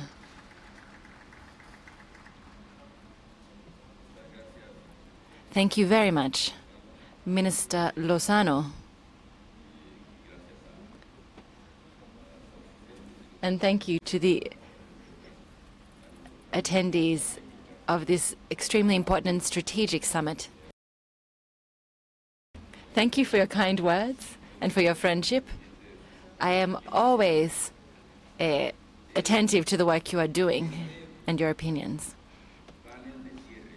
In this closing panel, we will be looking at market solutions to reach the Paris goals as part of the Paris Accord. And our extraordinary panel will be sharing their perspectives and their vision for the future of economic instruments and financial instruments in the post-COP26 world. We will be specifically talking about Article 6. I would like to highlight the role of organizations that have made this event possible. For example, ASO Carbono, IETA, the national government, the Ministry of Environment, thank you for your leadership, USAID also, and also many of the attendees who have reminded us that this has been a long path, but it is fantastic to see that the region has advanced. I was saying earlier that we used to colloquially talk about the sale of oxygen, an environmental market. And I remember that a traditional economist told me, look, you're selling dreams. And the other day I came across that same politician. I said, well, look, communities are now receiving resources for the work they do. So I think that Jair is part of this new generation of leaders who are really making an impact on the country from the grassroots level. We are also subject to threats, and we need to make sure that we respond with effective measures. In this closing panel, we will be reflecting upon what we have heard and the debates that we have had over the last 3 days. And we would like this to be quite a conversational exchange. We've been speaking over the last 3 days. And the last panel was about nature-based solutions, or natural climate solutions as they are often called. We've been talking about communities' roles, their rights, autonomy, duties, and the possibility of allowing communities to be in charge of their own development, looking at conservation, the success cases that we've looked at, and how these might inform discussions and negotiations related to Article 6 in the Paris Accord, technical matters related to monitoring, reporting and verification, and also the role of the private and public sectors in financing climate solutions. We need to look now at the relevance of markets, especially when it comes to the different indexes to be used. And I'd like to share an anecdote with you from a very dear professor friend of mine. We have given a seminar together, Hinel Obhayes. She's in fact a Native American, and she has written a great deal about climate financing and carbon markets. And carbon markets were defended because each market has its own culture. And in this debate, 2 weeks ago, she told me that she was a little disappointed and she was actually believing less and less in carbon markets. And she's written a great deal on this matter, so we need to talk about this. We need to get back to looking at solutions that really revive enthusiasm about what it means to participate in carbon markets. And I told her about the Colombian market. I call this the Colombian carbon markets model because we have certain characteristics, mainly carbon neutrality. And we cannot forget about the philosophy of carbon neutrality. The philosophy is that carbon tax proceeds do not go into public resources, but instead go back to communities, community participation, transparency methodologies. I heard from Dr. Alex Saer referring to how we will change these instruments to ensure greater transparency, and also the Asa Carbono Guild Association, a sectoral organization. It includes all of the market agents and communities. And we have an excellent panel that we will introduce you to in just a moment. We have Dr. Carlos Cordova, who is a consultant for climate solution market development at IETA. Of course, please feel free to add more to these details I've just shared about you, Carlos.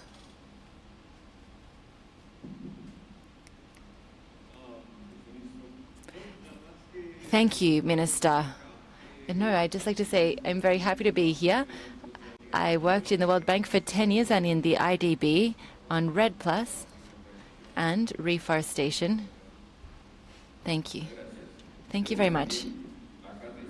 We also have Catherine Stratos, who is the Attaché Director of Intersectorial Climate Strategies at the Center for Environment, Energy, Infrastructure at USAID, which plays a key role in implementing carbon markets in the Colombian model.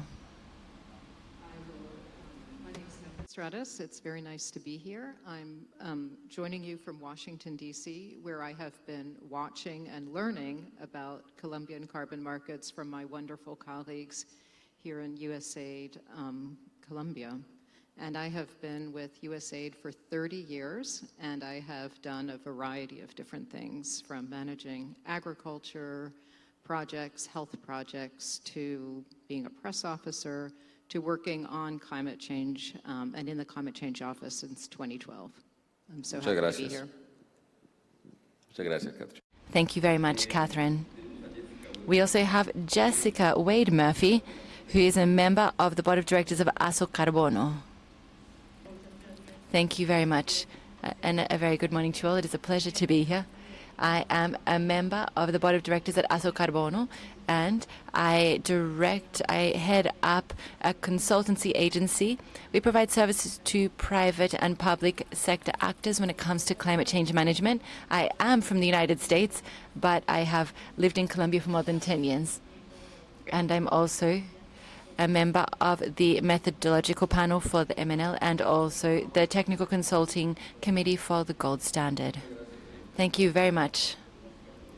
you can see how Asocarbono is a sectorial organization with its own very unique characteristics. And now we have Alex Ayer, who is the director of climate change in Colombia. I've heard from you several times during this summit, and you've got some very interesting ideas to share. Thank you very much, Luis Gilberto, and thank you to all of my colleagues here. Basically, for more than 20 years now, I have been working in the industrial sector on environmental matters. And I've been looking at how in one way or another we have the opportunity, or that there are opportunities in the industrial sector when it comes to managing the environmental sector, not as a risk, not as an issue of compliance, but instead looking at how to create competitiveness through appropriate environmental management. And so I have been involved in a lot of clean production and circular economy initiatives. And I've also looked at the management of environmental value. That's what we call it here. How can we, through strategic management, improve company competitiveness? And I work at the Ministry of Environment as the director of circular economy. That was my previous position, actually, and I'm now the director of climate change here. Also involved quite a lot with the private sector when it comes to all of this management. Thank you very much. Excellent. So I think that we'll get straight into discussion. Let's first hear from extraordinary panelists. Please, each of us, can you give us a vision of carbon markets and how you think they will contribute to reaching NDCs? Then we have some additional questions, and we can also open up a Q&A space with the audience. But I would like to start with Carlos Cordova, so you can give us a regional vision of IETA from the private sector perspective is envisioning the role of carbon markets. Thank you.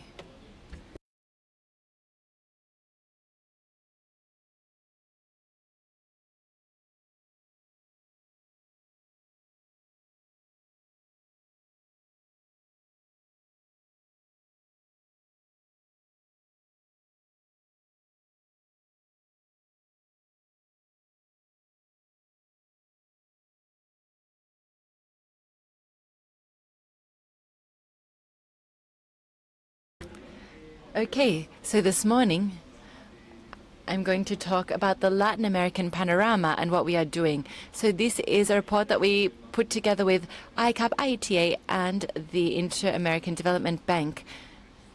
And essentially here I'm going to give you an overview of what's happening in the region and most recent trends.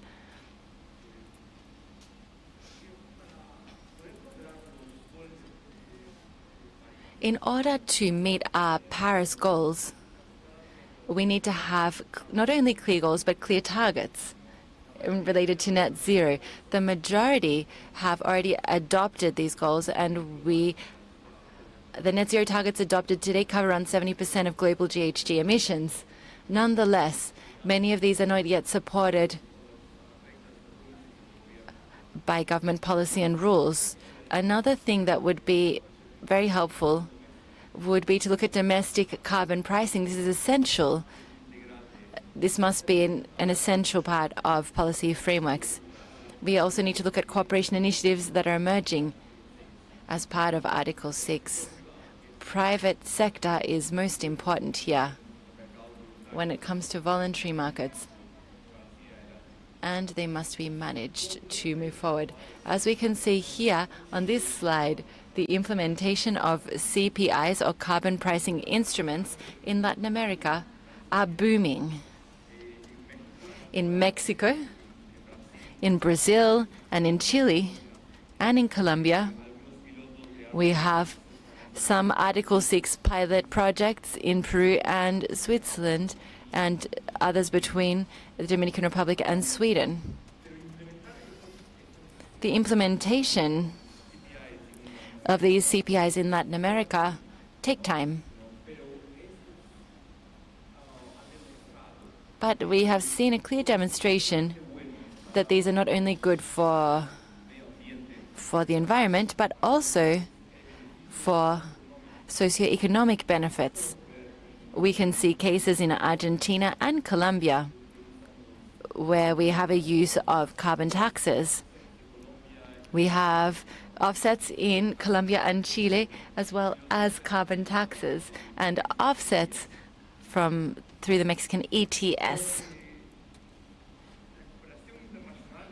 International cooperation is extremely important, and experience has shown us that these are of great assistance to this regional process.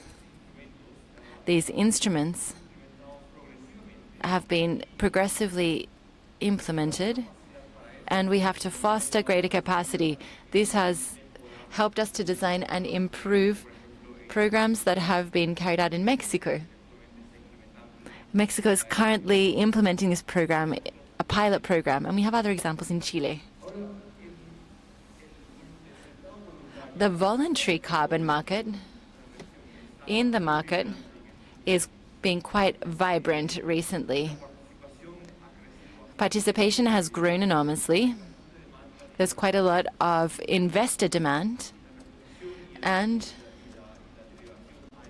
we see also market differentiation and reputational or supply chain risks. This helps actors to define their net zero goals, which is what they are doing. Recent trends in Latin America. Well, in Latin America right now, Latin America is the second largest provider of voluntary carbon credits. This represents almost 20% of the total global credit supply from 2020 and 2021. The majority of these credits that have been issued account for 25% of global issuance in the second quarter of 2021. The majority of Latin American project types, of course, we didn't expect anything different, are nature-based solutions, for example, reforestation and renewable energies.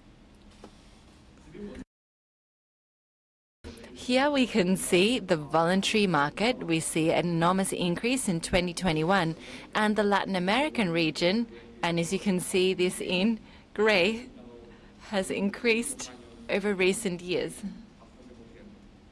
with quite a significant percentage increase. Looking at transactions and prices in the voluntary market, we see an increase on both fronts. Here you can see on this slide the ecosystem market, and I think there's been a tripling here. In Latin America, we have credits that have been removed. The majority here are RED Plus, or retired credits. We see biodiversity in the region. Then we see renewable energy.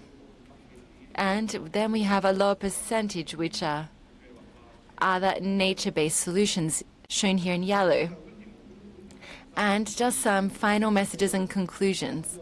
Latin America is a growing hub of compliance and voluntary carbon market activity, as well as innovation. And this is a message for other regions and other countries. Latin America is facing or seeing incredible growth in voluntary markets when it comes to projects and investments, which are proof of this. We also see progress towards Latin American instruments which form a basis for and can be accelerated to have adequate carbon pricing and intermarket cooperation. I'd like to now kick off the conversation so that we can continue a dialogue. Thank you very much, Carlos. Thank you very much, Carlos.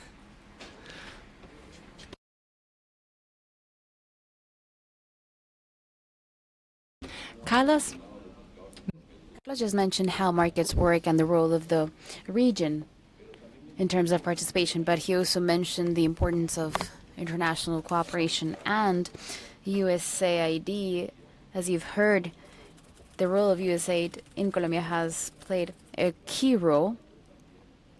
Also, as our previous panel showed the case of Baudo. So, Katie, I want to ask you, how do you see this role nowadays and in the post-COP26 era? International cooperation. Yeah, I see this as a wonderful demonstration of what is possible. We have such an opportunity to learn from each other, with Colombia being a great laboratory that other countries can learn from. I really was very excited to see that we had representatives from West Africa and just that great demonstration of South-South collaboration and the agreement on equity in the development of carbon markets. So I think there's quite a bit of room for optimism and for growth and learning.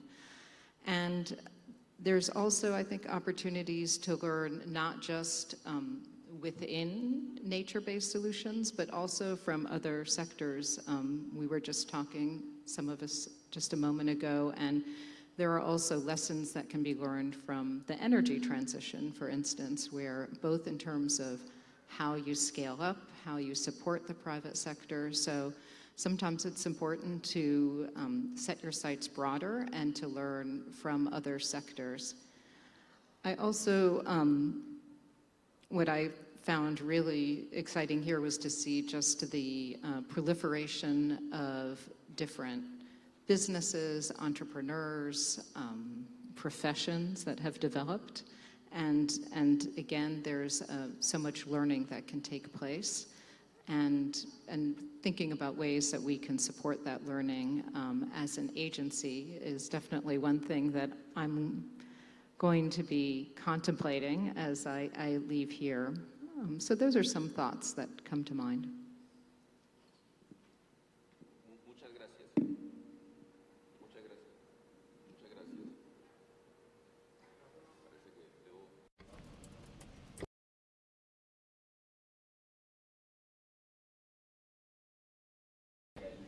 Jessica, so Asocarbono, I'm a fan of Asocarbono. This is a very particular organization.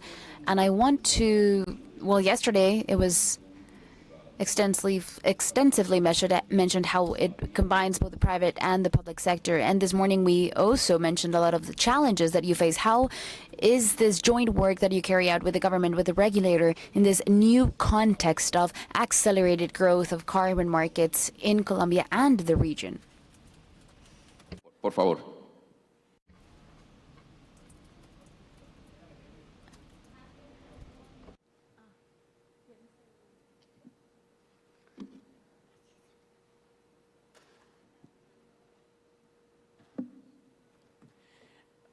Muchas gracias. Sí, desde hace... Thank you. Yes, well, on behalf of Asocarbono, I want to congratulate the success of this first climate summit of Latin America and the Caribbean, and the collaboration between Asocarbono and IETA, and the support of the Ministry of Environment and Sustainable Development, as well as the support of USAID for the success of this event. So what we've perceived is that towards the future, there is a very important goal regarding mitigation, which is the NDC goal of 2030.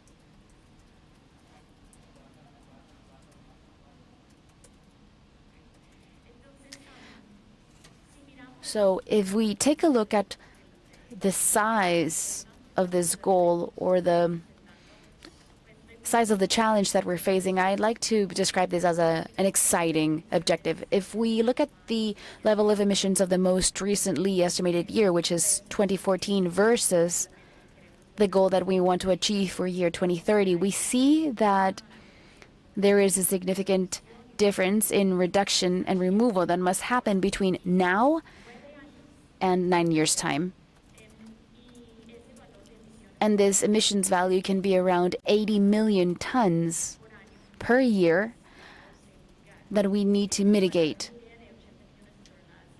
To give you an idea of what 80 tons mean, is that there is no deforestation in Colombia and no loss of silvipastoral land. That means that is eliminating, for example, Ecopetrol's emission 5 times their actual or current value. But as we've seen in the first day of this summit, this year, this 2021 year, there is an expectation for the carbon market to mobilize 23 million tons for the carbon tax effects. So what I perceive is that there is a response capacity with the mechanisms of the market to actually achieve this very challenging goal. So what we must do is basically do 4 to 5 times more what we've done in the past 5 years to actually achieve this NDC goal. And for this purpose, we've said several times, well, we need that framework, that regulating framework that creates a legal trust and confidence for the operation of the private sector. There are baselines of this in the carbon tax. However, we do need perhaps a stable and independent regulator with financial support that is predictable, with capacity that can maintain in time as well, to provide this stability that allows us to act and do an investment nowadays and know that if in 5 years' time this mitigation investment will still be valuable. So far, I've talked about the national market, but after Glasgow, the expectation is that other international markets are activated through the different international mechanisms of Article 6. So Article 6, we hope that this article brings or attracts more national investment to develop investment specifically on mitigation or reduction. So the situation is the following. When this mitigation is exported, it should be accompanied by a corresponding adjustment. Therefore, mitigation that is funded by Article 6.2 is exported. Well, this mitigation doesn't really count for the achievement of the NDC goals. So if we export an X amount, we must ensure that there is another mitigation that can offset that export here in the country. So having said this, it's very important to have the participation of the private sector as well as the government's participation, providing this legal stability. But aside from international cooperation, we really need to reach through these different Paris Agreement mechanisms with a lot of ambition, because we need funding that acts upon Article 6.2 to actually go beyond what we can achieve here between national stakeholders with our national resources. Therefore, this is an open invitation to be ambitious and to invest in mitigation that goes beyond what we are achieving and planning. And now that I've touched upon this mitigation in terms of the future, here we're seeing in this diagram emissions of Colombia by source, what is corresponding to deforestation, energy, and we see several areas where we can mitigate. And so the situation is that mitigation and removal that we're lacking are actually more expensive. We've already invested in what is most cost effective, and what's coming up next needs a higher price for us to activate this. So we already need to approach a reduction of deforestation in areas where the causes of deforestation are much more complex. We need reforestation in less optimal land for the growth of trees. We need to have a grid, an electrical grid that is 100% renewable. We not only need solar panels, we need to be thinking about batteries, storage, also electrification of the transportation fleet, green oxygen, competitive aspects that are not perhaps achievable or feasible right now, however, with a reduction of the price of carbon can be achievable. We're not in this alone. Dirk Forster, in the first day of the summit, made reference to the fact that if we try to just reduce and remove by ourselves, this will actually be doubly expensive. So we from Asocarbono, we're very much interested in strengthening the bonds with different stakeholders of the carbon market from other neighboring countries of the region, so that we can share the lessons learned here in Colombia and replicate and broaden what we know that works. Thank you very much for your intervention. Well, Jessica presented several points from Azocarbono, and this has already been proposed by Carlos and Catherine. And so, Carlos, I think that these perhaps reply to your questions regarding the regulatory aspects, because yes, legal assurance is very important. And in Colombia, for example, we've talked about how increasing prices might have an effect. And I actually had a conversation recently with someone in voluntary carbon markets. We need to make these prices closer to, for example, abatement prices. And Colombia, where we have voluntary markets, well, the signals that the regulator also sends or conveys is pretty important. So I know that there's a set of questions that you might have in the perspective of the negotiations of the upcoming COP26 will contextualize also what the government is thinking about. Yes, I absolutely agree, Luis Alberto, and I think there have been really relevant concerns mentioned in this panel. I would like to now, well, I actually reference an author frequently when I share my classes on environmental directive management, which is called Gregory Unruh, and he has written about the frontier of sustainability. And what this author mentions in several articles of his is that we are in an era where we are just establishing a lot of frontiers. And whatever happens at a more accelerated pace by defining the standards, regulations, and norms will surely establish that sustainability frontier.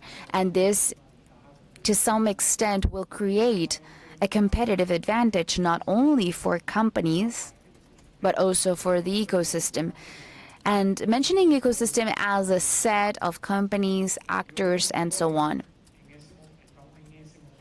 And I think we are currently living in that moment in terms of the carbon markets. We are currently living at this moment not only in this country, but also worldwide. And we must define what is exactly this sustainability frontier. We also need to redefine many of the rules, and we need to work extensively on regulation frameworks. And if we do this, and do this at a fast pace, we will be a referent, and whatever we adopt will surely be a framework or a regulation useful for others. And this will position us as a country quite important in the international sphere, making us visible as an interesting country to invest in carbon markets, because we would be the first or one of the first to propose this. And this is the task that we've been carrying out for the last years within the ministry.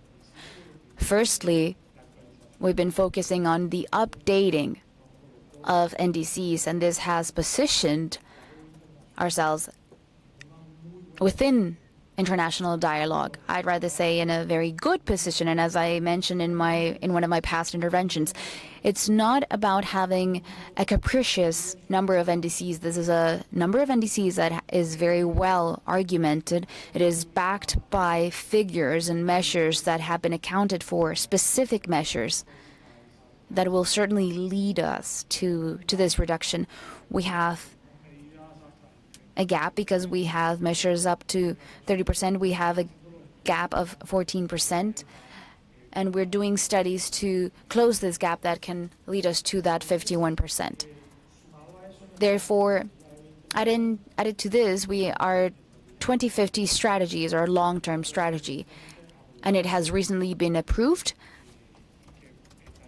by the SIC, by its acronym in Spanish, or the Superintendency of Industry and Commerce, and this will be talked about in the COP26 between President Duque and President Macron, because it was France, the country that helped us, specifically in the funding of this 2050 long-term strategy funding.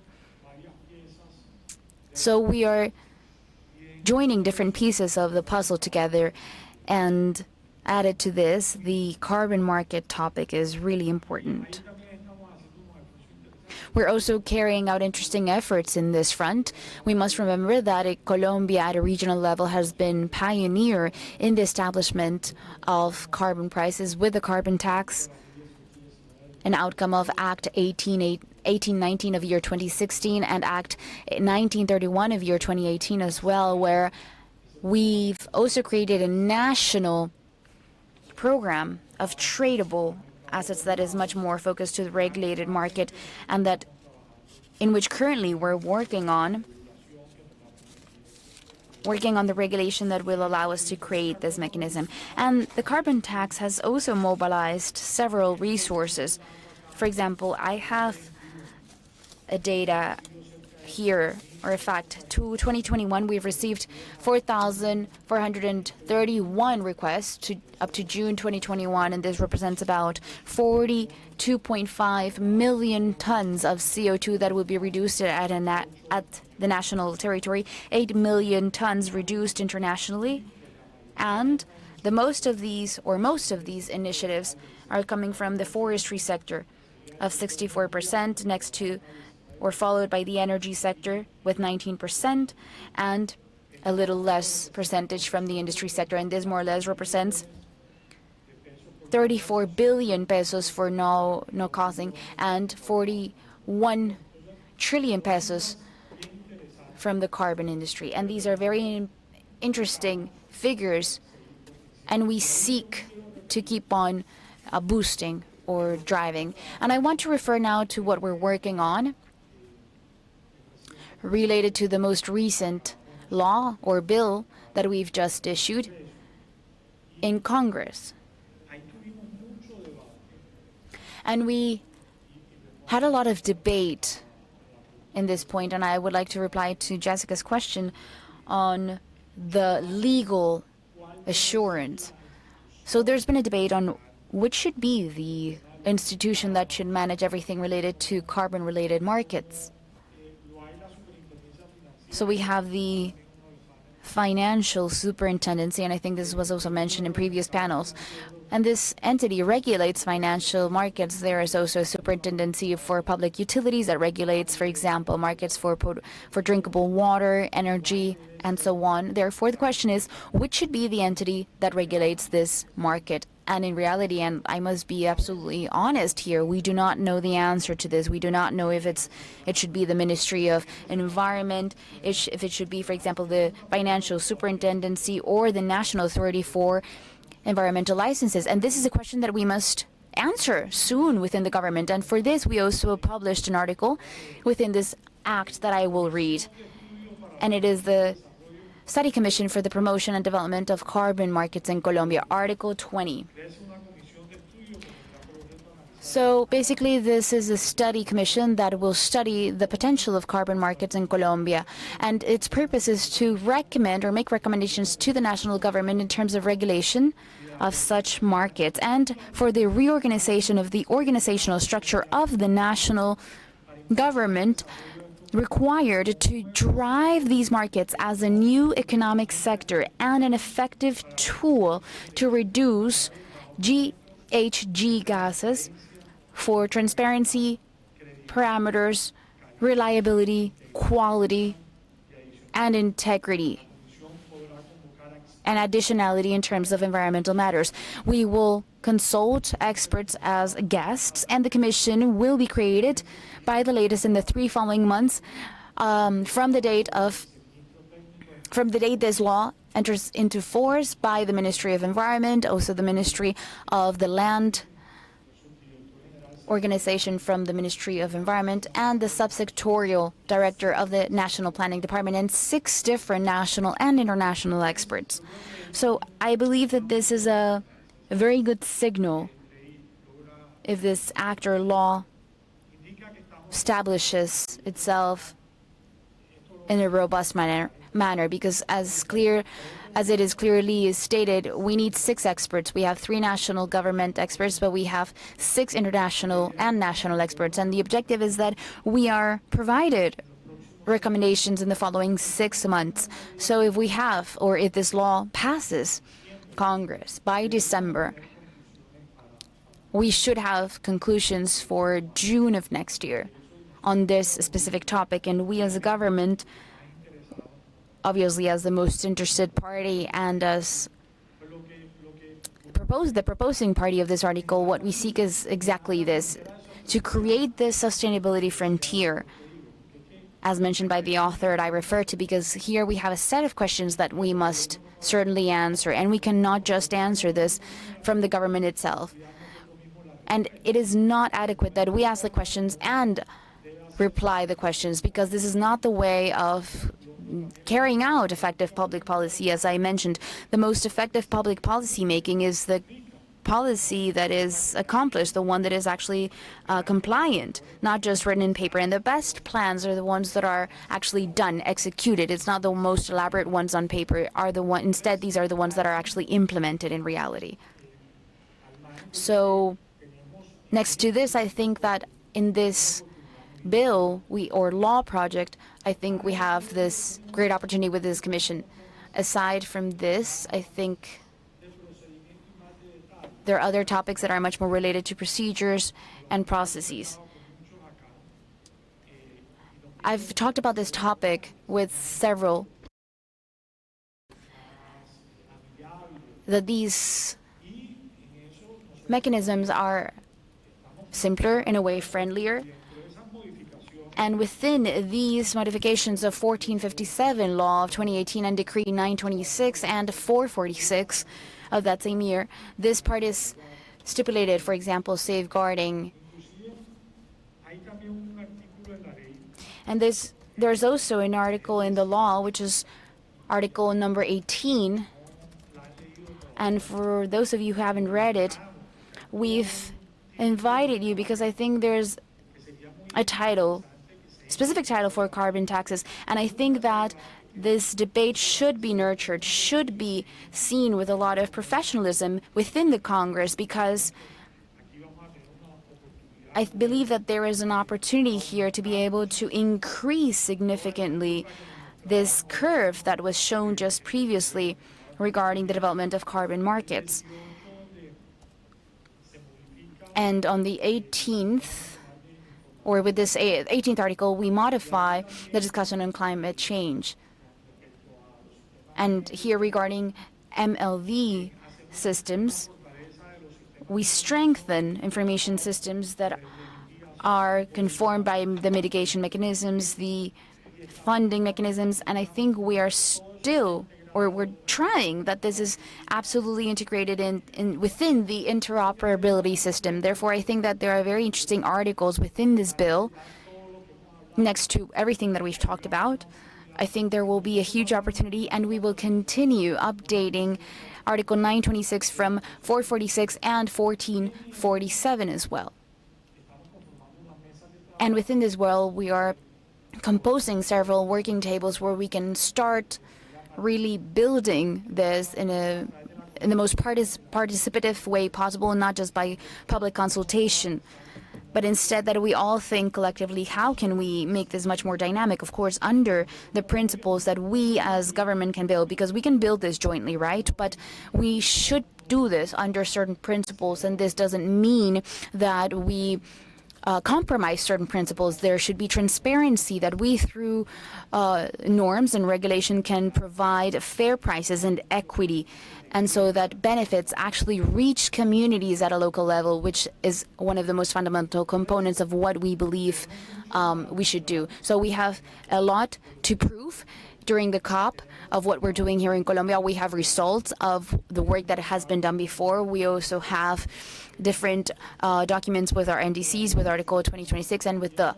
Bill of Climate Action. And this will certainly position us in a very interesting position so that we can have this collaboration that was very well mentioned, I'd say, yesterday by our colleagues from Africa on the development of skills and capabilities, and this is in a front in which we should also work on. So I think we're in a really good position to show and also request at the next or forthcoming COP26. Thank you very much. Thank you. We've been very generous with the time from the government, because there's important stuff to talk about there. We've spoken about achievements, we've talked about opportunities, and Alex talked about the challenge of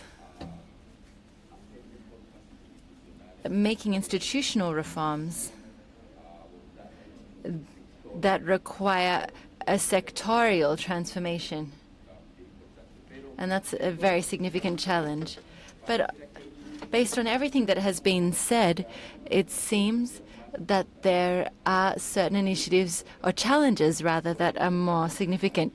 Carlos, from your perspective, the more regional perspective and global perspective that you have, well, the audience that we have here should go out to promote environmental markets and understand what these main challenges are. I think that some important and interesting points have been mentioned related to climate justice, but also fair prices or price justice. So what other challenges would you say are priorities for us to work on in the short term? From IETA, as an associate organization, price. We need to ensure that prices are fair in the region. But let me get back to my point that I mentioned earlier, which is political instability in certain countries. So when we have changes in administration with different ideas or visions, you might have setbacks when it comes to achievements. And so this has happened frequently in the region. We have advances that we make and different government mentalities.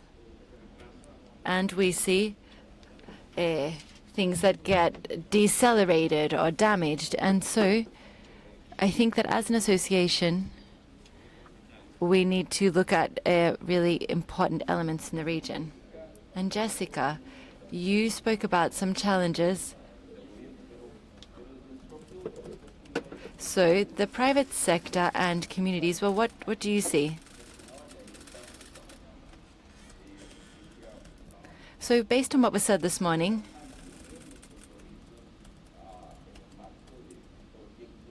when it comes to looking at projects in the carbon market, if leaders are at risk in their communities, what can be done?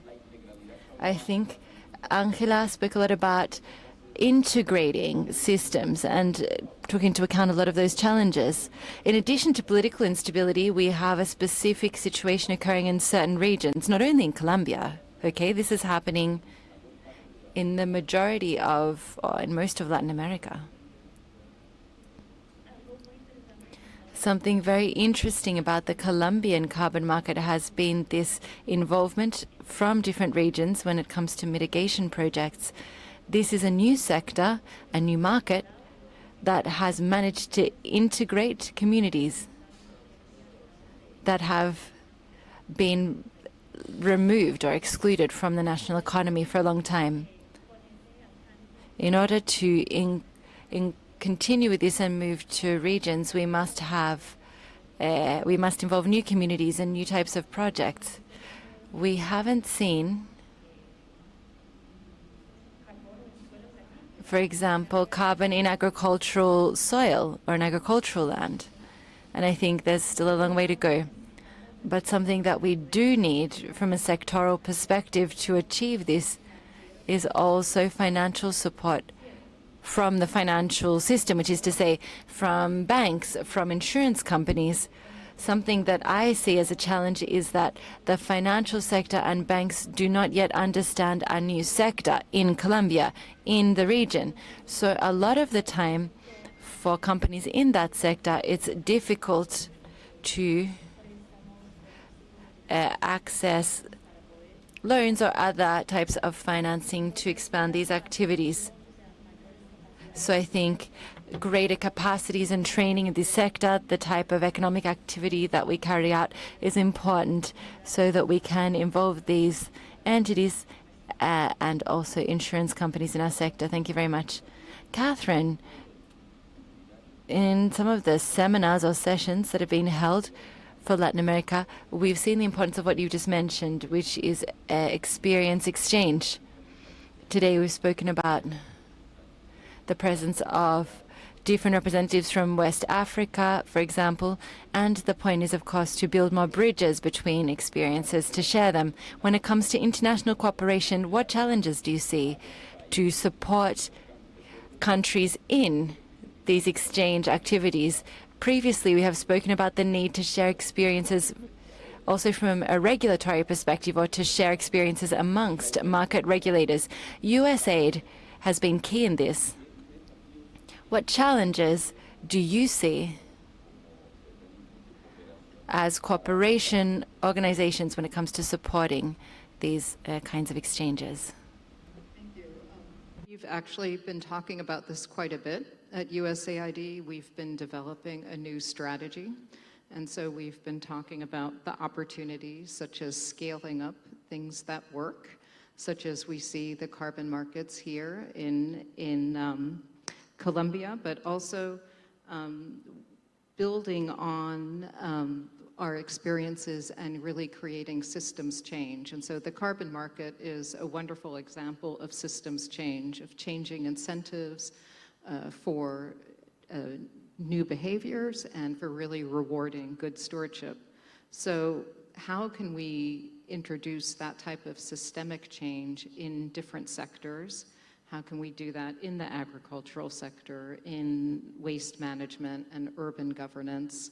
So there are many key sectors and systems that are so important both for adaptation and for mitigation in climate change.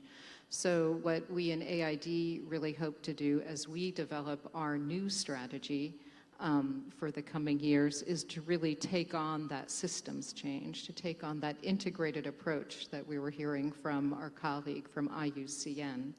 So, and also to look, many of the themes that we heard here today were things that we've been grappling as well as we develop our new strategy. So in addition to scaling up adaptation, renewable energy, and natural climate solutions, scaling up finance, also what can we do to really support the really the special role that different groups have to play.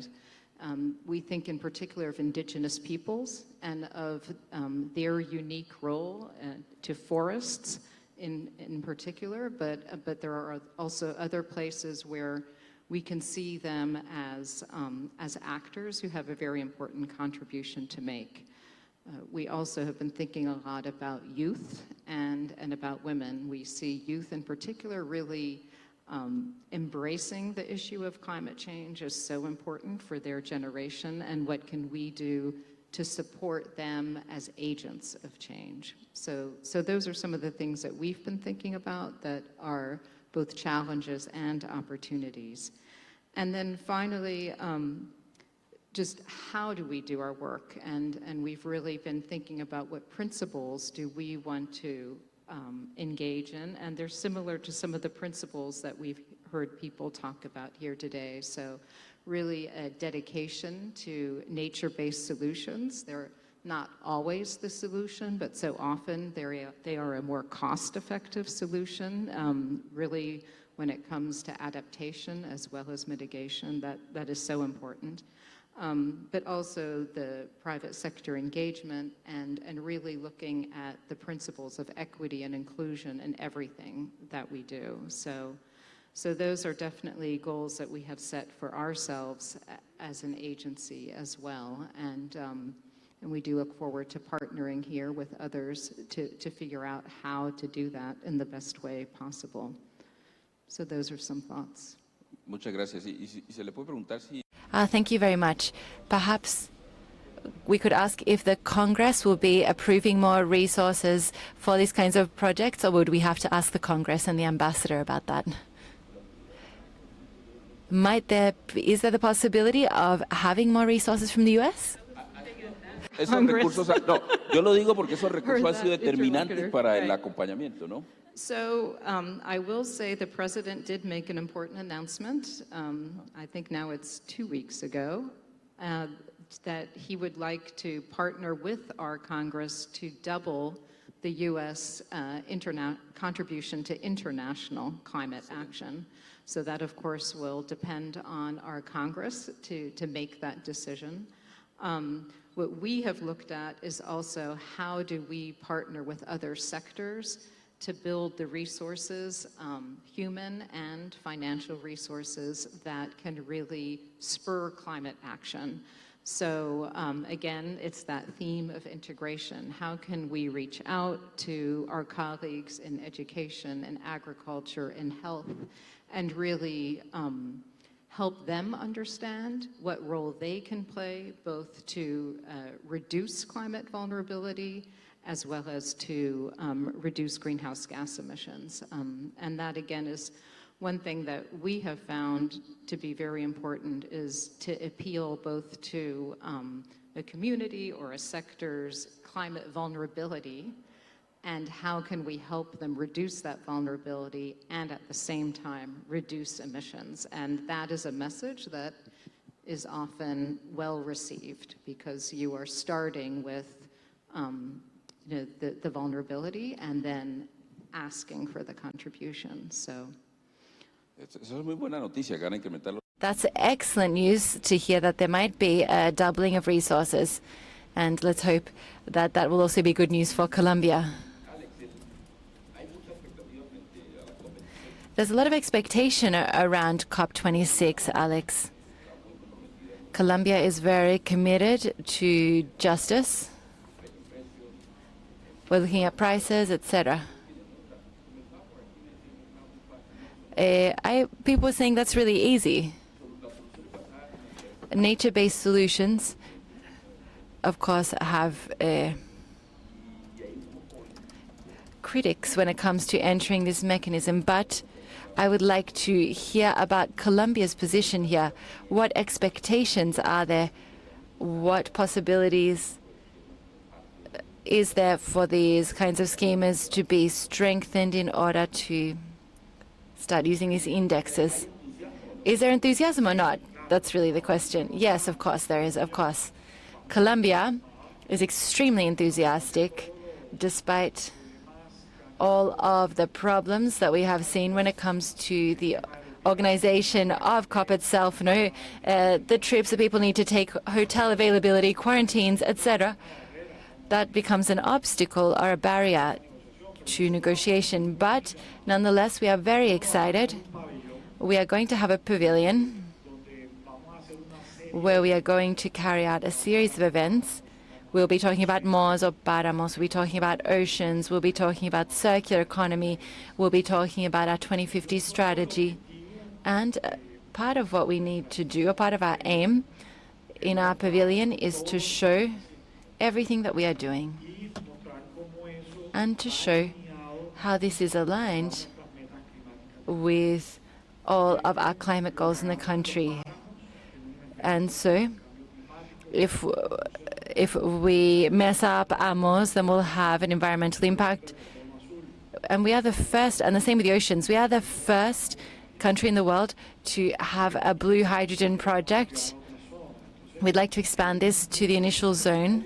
There's a lot that we have to show everyone, and I think this is a nature-based solution that we need to show to the world.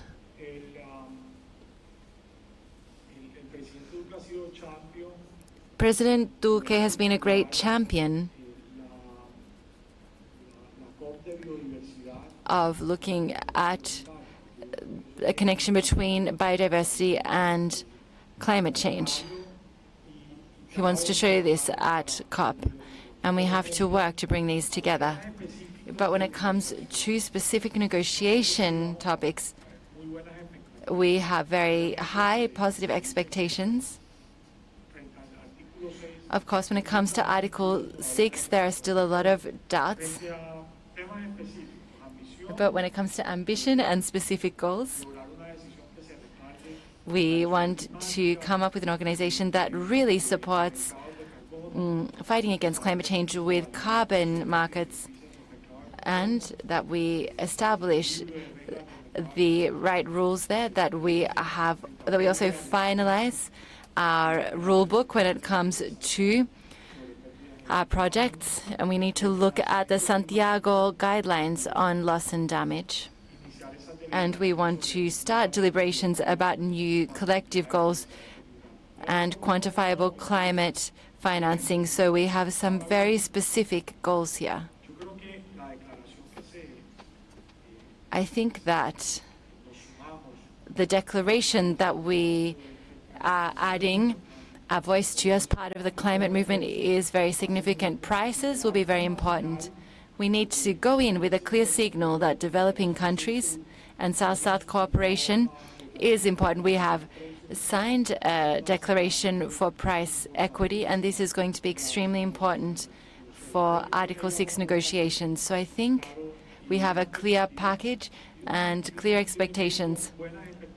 You have to have high expectations, do all the work possible, and try to make everything move ahead. You know, if you have high expectations, you have to be willing to work. You can't just have expectations on their own. If we don't reach our goal, we can analyze what strategies we need to use and how we can continue to implement. Thank you very much. Do we have any questions from the audience? Please write them, because we'll have still some 5 minutes at the end for these questions to be answered. So we've heard today, from what we've heard, we can see there's a lot of enthusiasm, but a lot of information. We have representatives from different sectors or parts of the market, and others who would like to learn more. It becomes quite complex, right? And so what we've seen is that all of this information gets stuck in these kind of circles, no? I think Minister Lozano has seen this. Sometimes we have these discussions, but just within our own specialized sector. And we've talked about education and being able to advance and take this down to a subnational level and take this to the local level. What challenges do you see? And could we just have a short response to this so we can receive some questions from the audience? I don't know if you'd like to go ahead, Carlos, because, you know, you're kind of seeing everything from a 20,000-foot bird's eye view. I think that when it comes to multilaterals or NGOs that want to invest in training, I think that's a very important role. Recently, we've been seeing interest from the Inter-American Development Bank in carbon markets. That interest wasn't there before. And the goal is to identify sectoral gaps in order to be able to use funds and provide this very necessary training. I think that technical training and working bottom up is, as you've said, the solution. And I can see interest on the part of multinationals. Thank you. I don't know if anybody else here on the panel would like to respond to this. Yes, I would like to mention our National Traceable Credit Program.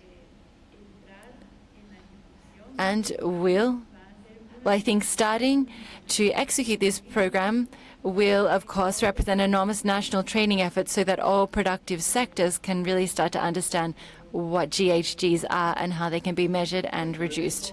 Okay. But at ASO Carbono, how can the public become aware of this? How can we teach them about this, no? I was really surprised. I had the opportunity to offset my carbon footprint with a biofix carbon credit when I traveled here. But at ASO Carbono, how can you communicate this to a general audience in Colombia? Here in Colombia, we tend to talk about the negatives, but there are positive experiences and seeds of hope. So how can we help to get this message out there in general? Well, I think through ASO Carbono publications and our communication strategy, we are coordinating with other sectoral organizations to carry out training courses.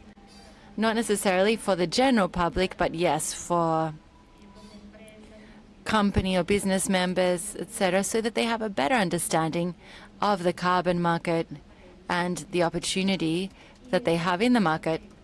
And these training programs are an aspect that we want to continue to strengthen and broaden, hopefully, with some on-site trainings when we have passed through the pandemic, when it's come to an end.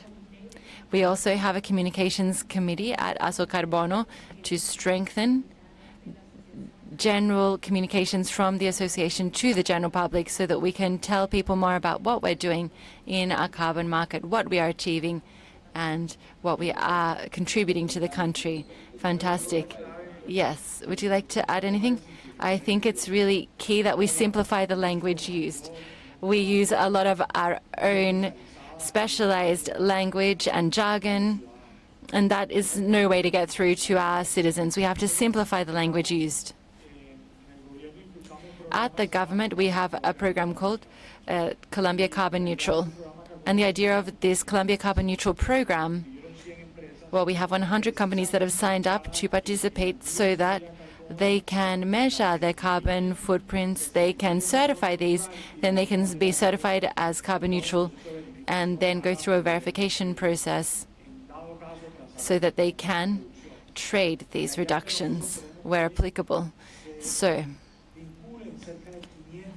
we hope to have 500 companies in this program before this government administration comes to an end. The idea is to create a whole positive dynamic in which we can start to talk about this topic, where large companies also pressure their SME clients to move towards carbon neutrality. So I think that along with thousands of other things that we are doing in the government, including Savia Environmental School, the idea is that for very young children to be considered environmental natives through these environmental educational schools. But it's all about simple language, both for business people as well as the general public or citizens. That's super important. Thank you very much, Alex. I think we have some more questions, but I'd also like to hear from Catherine, because I think that the work that you're doing is very specialized, and that's fantastic. Of course, we need to advance on these technical fronts, but at the same time, I think that we should perhaps allocate more resources to raising awareness and mass education amongst the general population around these positive elements. I don't know how you see that from the cooperation perspective, from the USAID perspective, and if we need more resources for this educational, public education component. So I think these were all wonderful ideas, and to add to them, definitely outreach, right, to media is so important. And the thing that I have been wondering about is YouTube University, to break things down into short little videos, because that is how people learn how to do things these days. So that might be a fun addition to it. That's right. Eso es cierto. yes, I fully agree. Well, this question, I think, is applicable to all of you. So the next question is, what is the ministry doing, the Ministry of Environment doing with the revenue from the carbon tax, and in which different actions have these revenues been invested? So I have two additional questions for you, but I will just leave this one on the floor. And if you could please elaborate more on the sustainability approach. Who would establish these limits? How can we include these limits in terms of public policy? Because there's a very thorough process of how to make these operational. And this is being asked by Lavia Oliva Sanchez from Territory and Environment. And we have to reply very quickly because we only have 10 minutes left, and I'd like you to send a concluding or convey a concluding message to the audience as well. Well, the second question that is asked about who establishes limits regarding sustainability, well, I'd recommend this reading, which I think is very, very interesting. Gregory Umrum, 2015. Anybody can define sustainability limits. Those who move faster are the ones who define these sustainability limits, and these can be defined by waves. So, for example, regarding the indexes of sustainability, we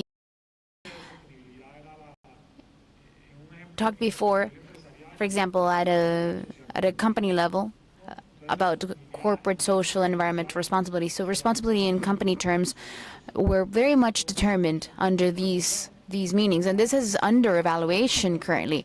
Now we're talking about a shared accountability value. Not only are we generating value for the company, but also for society. So this is a win-win situation or solution. So these limits of sustainability or frontiers of sustainability that can be expressed in regulations and in specific norms,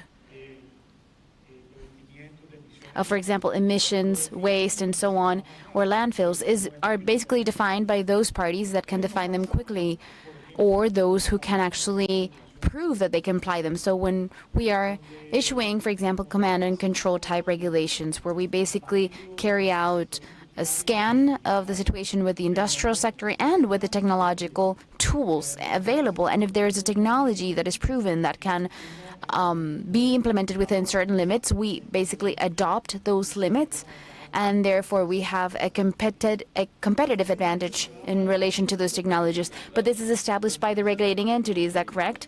Yes.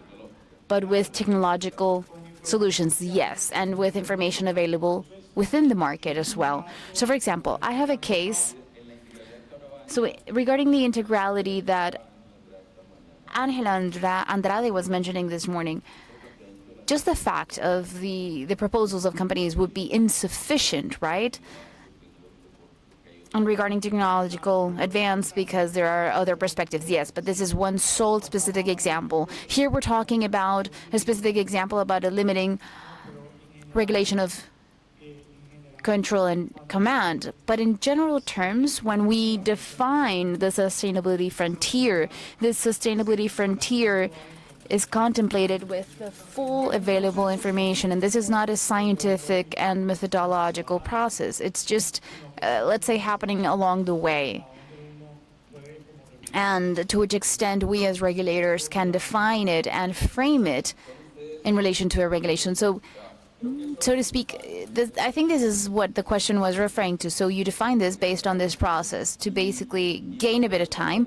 And regarding carbon tax, which was the second question, and perhaps a third question, Alex, because we don't have so much time, would be, well, we know that from the Ministry of Environment you're taking safeguarding measures for the projects. I imagine that these projects are related to the carbon market. And so the question is, why are confidentiality agreements allowed? I will first answer the question regarding carbon tax. Well, the carbon tax has a specific destination. 5% of this goes to protected areas, and 25% is allocated for payments for environmental services and MRVs. And 70%, the remaining 70%, is allocated to peace-related projects. So all carbon taxes are also assigned to or allocated to the Fund Colombia in Peace. Now, regarding the last or the latest tributary or tax reform, there is a proposal that 100% of the carbon tax goes to this environmental fund for a time of 1 year, and this will be allocated for climate change, protected areas, related projects. Therefore, we have specific allocations because this is exactly how it was defined at a given moment, and through the Colombia in Peace Fund is that the carbon tax is directly managed. And the last question regarding safeguarding. Well, regarding this topic, we are also undergoing a process of creating regulation reforms that takes these safeguarding into account, and we are also working with different teams, identifying the different gaps that we currently have and what are the opportunities in relation to safeguarding to be able to integrate this topic. And in these working teams, well, we're doing this, and we will continue to do this to modify this decree or resolution. I don't remember if it's a resolution or a decree at the moment, but we will continue to work on this. Well, we have run out of time, but I'd like for you to conclude or give a takeaway message, a very optimistic one, if you wish to. But perhaps I'd invite you to give an inspiring message, because, for example, Professor Ginette told me, well, I don't believe in the Colombian model anymore. And I replied to her, well, most of what I've said is true, and I've also said a couple of more inspiring things so that she believes again in carbon markets. So my invitation is, what message would you send or would you convey to this audience for this audience to be motivated, inspired? Perhaps a final message. Whomever wants to take the floor can take it. Carlos, please go ahead. A very brief message, please. Yes, well, the region is experimenting a significant growth in activities related to investments to voluntary carbon markets. I think we're living the best moment in the region, and we are leading in the evolution of the markets. Let's continue to work together to achieve what we still need to achieve, and these summits perfectly serve that purpose. Thank you.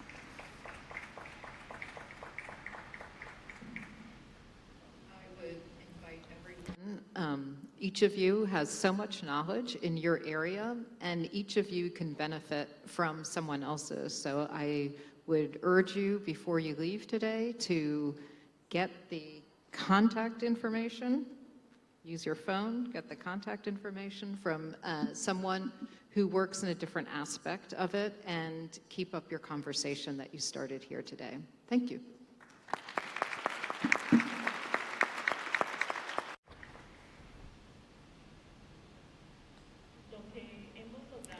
What we've achieved in the first 5 years of the Colombian carbon market is quite significant.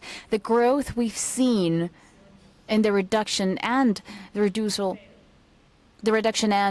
of mitigation projects is significant. However, what we will see in the next 9 years will be absolutely thrilling.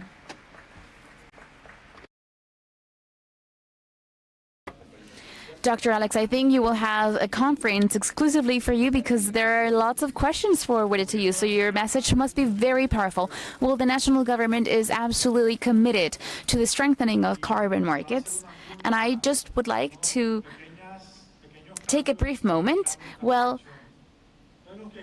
through small changes, we can achieve larger transformations. So please contribute with your carbon footprint in this event in the next 12th of October in this great marathonic national activity that we will have of planting trees, and it'll help us to achieve this goal of having 180 million trees planted this year. There are many actions that we are carrying out as government, so this is one of those actions. Please compensate or offset your carbon footprint, and also communicate this for other people to offset their carbon footprint. There are many companies dedicated to this, and the 12th of October, please register the number of trees that you plant so that we can all contribute to this national goal that we have set for ourselves. Thank you.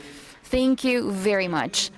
I would like to sincerely say I've worked in these topics for over 30 years, and we had been talking about in the past about selling oxygen, and we really didn't know what this was about, and I am personally very motivated and very glad that this summit happened, that these topics are being talked about, that you are leading, each of you from different expertises, and therefore my invitation is that you, as individuals, never lose that leadership that you have, and a mechanism that is not perfect, because nothing is, can be adjusted and sharpened each time more. And I would like to invite each of you, the Asocarbono, USAID, the Ministry of Environment, Cambio Climático Colombia, to make this, and the IETA to make these topics much more visible. I think you're all very modest in proposing these topics, and I've mentioned this to Thomas Black and to Silvia Calderon, and I've mentioned this to Ana Milena and Francisco. I think we must give much more visibility to these topics, and I think COP26 is a perfect scenario to do this. So I'd like to invite you all to this.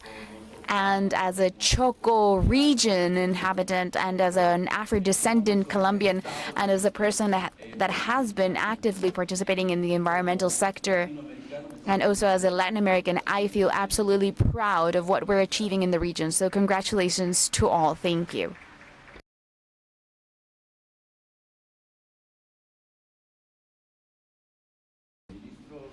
Minister Lozano, former Minister Lozano, I'll give you now the floor. I apologize, we took 10 additional minutes. However, this conversation was thrilling.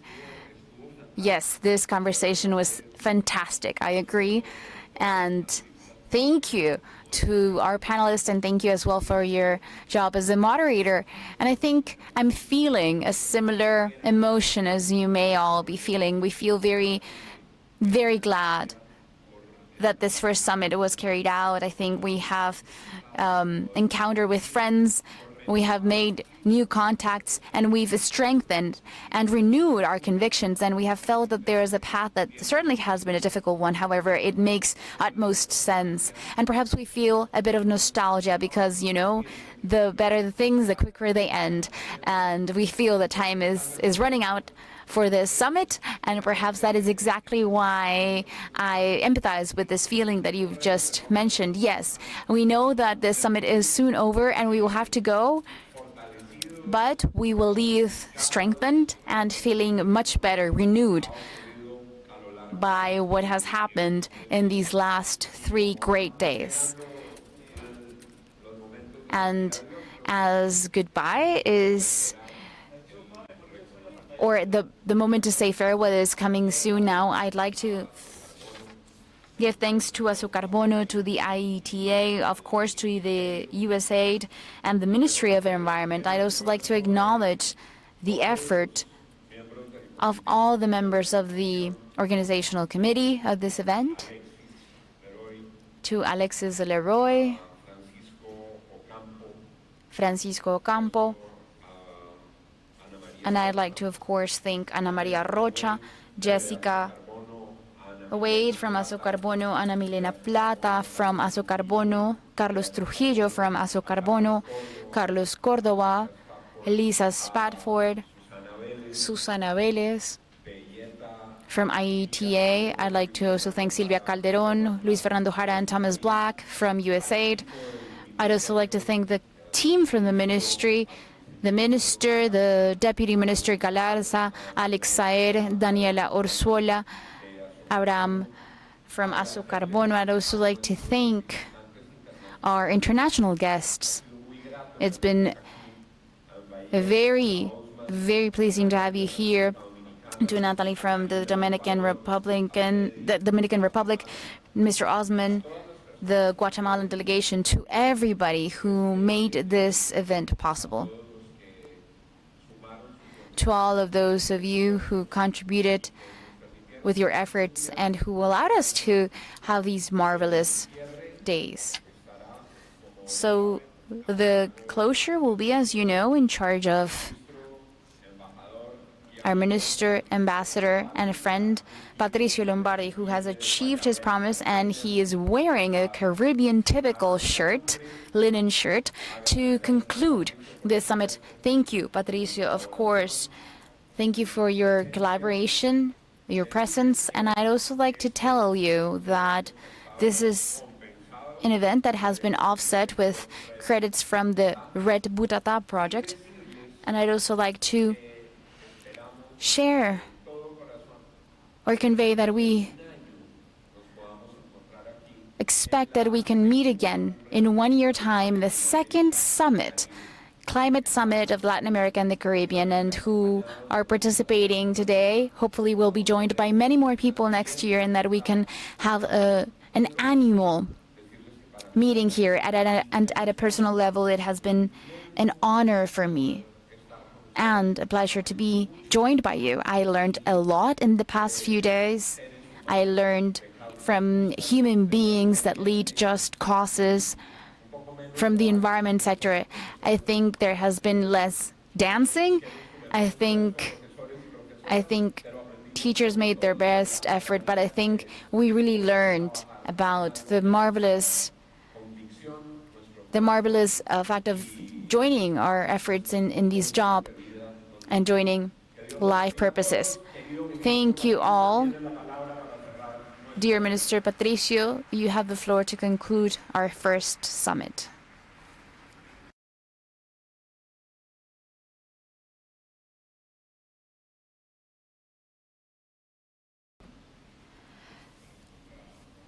Thank you very much. Well, I must conclude. I know that there are a lot of new people that arrived a few days after, or the day after the opening of the summit. My name is Patricio Lombardi, and I am the first Minister of Climate Change of Latin America. I hope that other countries invite me because I am the first minister at a national and subnational levels. I've worked previously in the government as well. However, I was deputy minister from the Department of State, deputy minister for Latin America from the state of Florida. I also worked at the IDB as my colleague right here. And now I'm very honored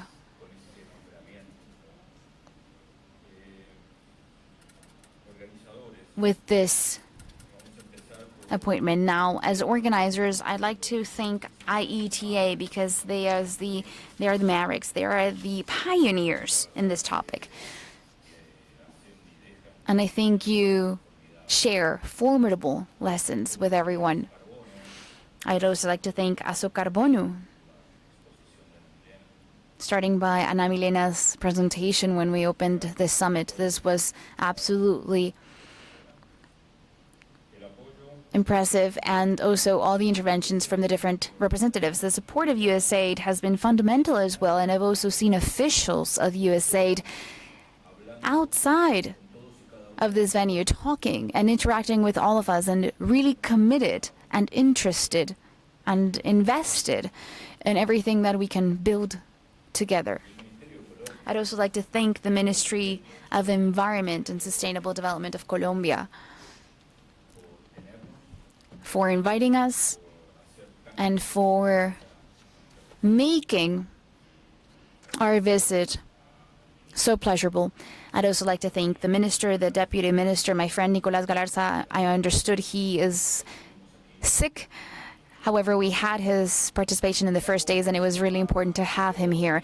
I'd like to conclude with a set of reflections, as I usually do it, without a previous script. I just noted that we are here talking about the carbon market, and when I gave my speech at the opening of this summit, I mentioned that this carbon market, I mentioned what was the difference between the carbon market and the oil market, the corn market, or soy, lithium, gold markets, or the NASDAQ. What is the difference between all these markets? And I have a chemical engineer right here that will perhaps correct me. Well, without carbon, there is no life. This is a life market. Without carbon, there is no life on Earth. We are made of carbon.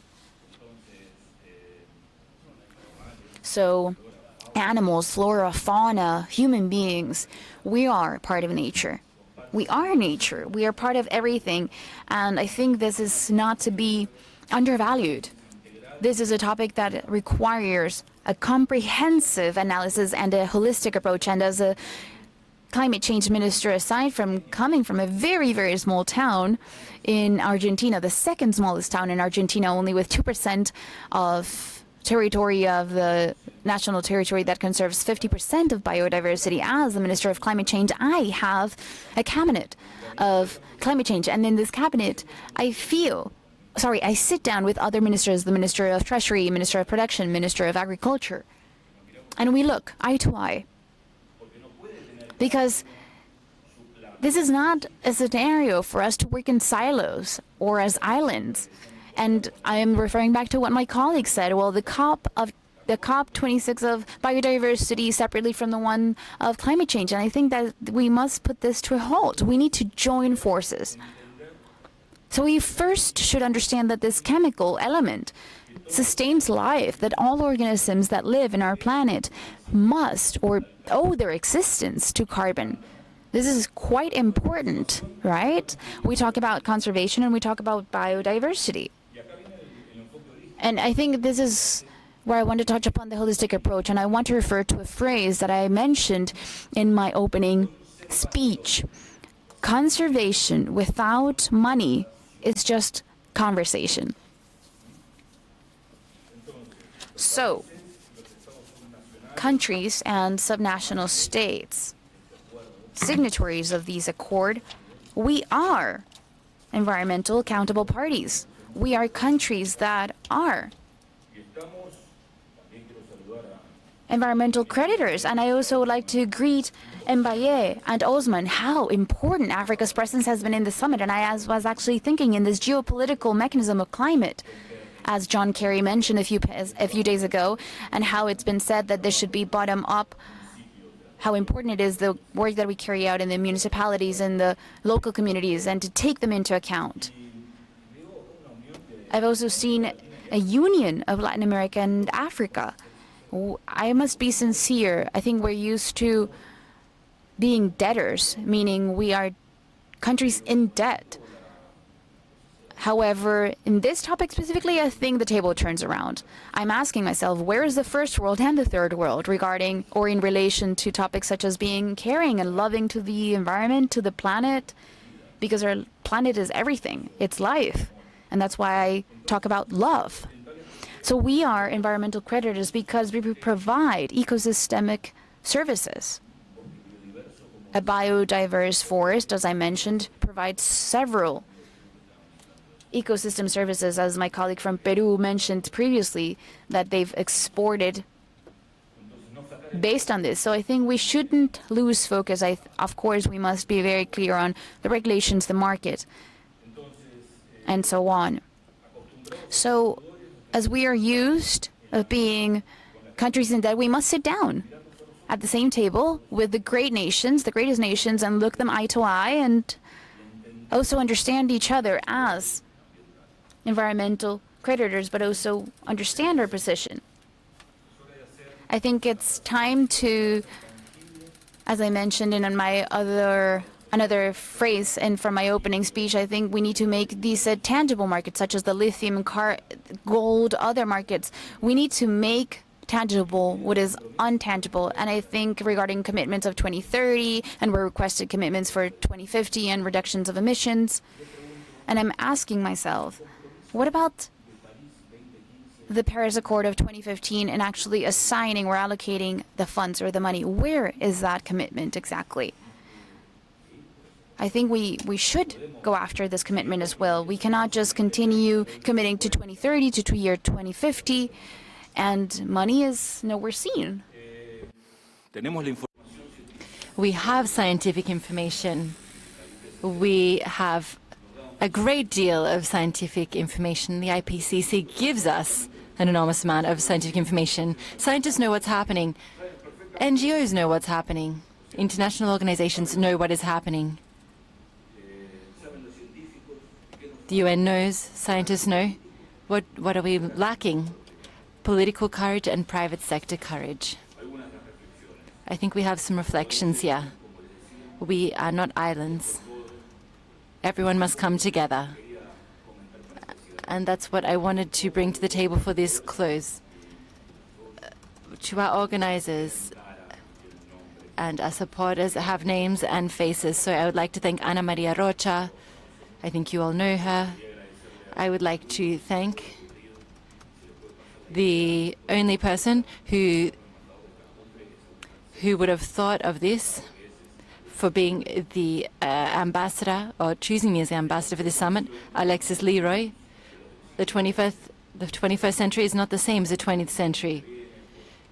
In the 20th century, we used to plan summits for the following year, but now time has accelerated. Time is not so linear. I'm sure we'll be seeing each other at a second summit in less than a year.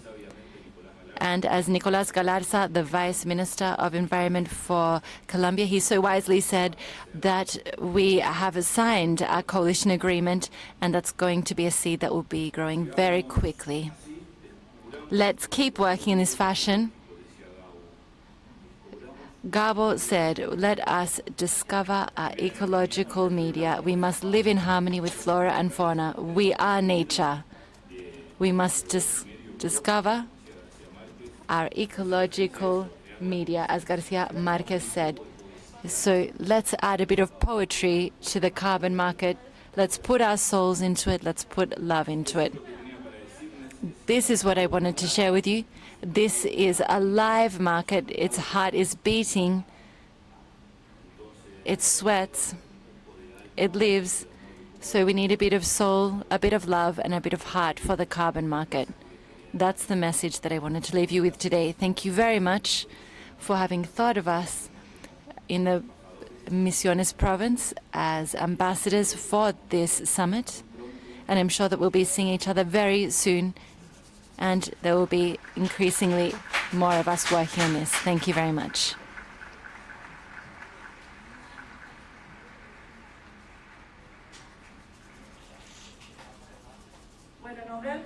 In the name of the organizing committee of IETA, Asocarbono, the Ministry of Environment, and also USAID, we'd like to thank everybody here, and we will now bring a close to a Latin American and Caribbean Climate Summit on the path to COP26. A round of applause, please. We would like to remind you, and I would like to give a very special thanks to someone. Thank you, of course, to the ministry, and thanks to everybody who's given me thanks. But thank you, Juan Lozano, for accepting our invitation to be our host or MC. Thank you, Juan. And we would like to invite you to 2 events. We have a side event right now. If you would like to connect virtually via streaming, please join us using this QR code that you see up on screen. And you can join by your electronic devices. And we would also like to invite you to a delicious lunch on the first floor here. Thank you very much.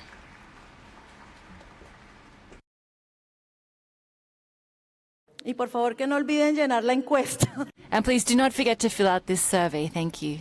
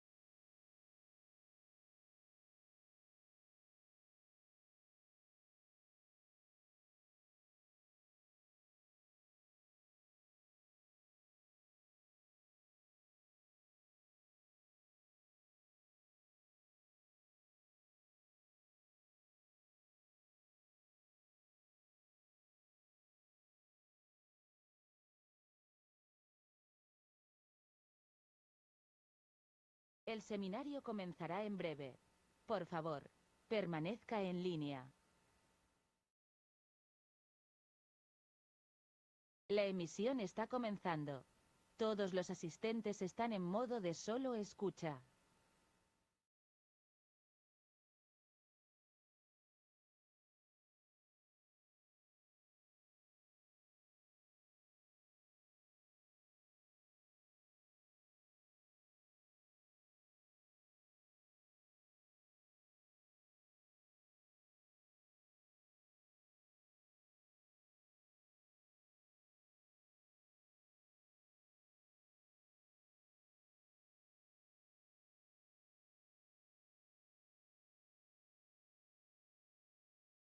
So I guess I'm good to go. Wonderful good afternoon, dear participants. Good afternoon, colleagues. Good afternoon, distinguished speakers. Good evening to our European colleagues and friends, and good day to other parts of the world. My name is Annette Fleischer, and I work as an advisor for the German Development Corporation, DSZ. I'm based in St. Lucia in the Eastern Caribbean and work closely with our partner organization, the OECS Commission, Organization of Eastern Caribbean States Commission. Today, I have the honor to facilitate this side event on carbon pricing in the Caribbean as part of the Latin America Caribbean Climate Summit 2021. The topic of carbon pricing mechanisms is a relatively new topic in the Caribbean, also globally. However, several carbon pricing initiatives have emerged over the past few years, and others are currently under discussion.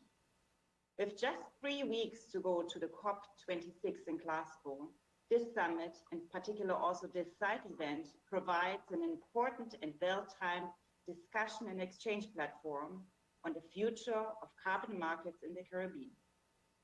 I'm therefore very much excited to learn more about the recent discussions regarding Article 6 negotiations, existing initiatives supporting carbon pricing in the Caribbean, and also how the private sector can engage in carbon pricing mechanisms.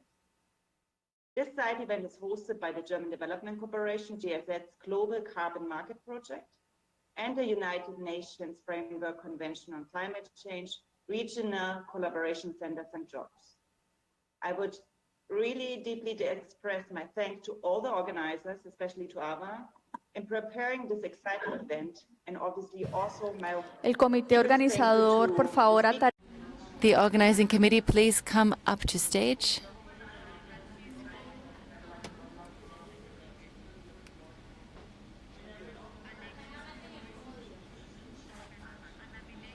comments and Plata. questions throughout the entire event. However, there will be also dedicated question and answer sessions in between. Now, I would like to welcome all of you to the Latin America Caribbean Climate Summit site event on carbon pricing in the Caribbean. Our first speaker, unfortunately, Mr. Kishan Kumarsayed, just informed us that he had to leave with his daughter to the doctor. His doctor hurt her foot, and he had to urgently leave to the doctor with her. Fortunately for us, Mr. Ventura Silva will take over the introduction and give us some background information on the Article 6 discussion and the Caribbean expectations also from the COP26. Mr. Ventura Silva heads the UNFCCC Regional Collaboration Center, St. George, in the Caribbean, and he's also part of the Caribbean MRV Hub team. He has been with the UNFCCC Secretariat since 2008, and prior to that, Mr. Silva worked as an international consultant on climate change mitigation and national greenhouse gas inventories. Welcome, Ventura. The floor is yours. Thank you for taking over the introduction and the first. Thanks, Hannah. Thanks a lot. Please confirm when you have my presentation on full screen visible. It's not on full screen, Ventura, but I can see it. Yes, perfect. Yep, now it should be, right? All right, thank you very much. So this is a presentation that was put together in a very short interval of time, so I might explain slides more than what's on the slide. But to provide an introduction to the topic of carbon pricing in the Caribbean, and somewhat from the Collaborative Instrument for Ambitious Climate Action initiative from UNFCCC for the region. So the discussions around carbon pricing, we initiated in the region working towards the Paris Agreement in 2015, where we had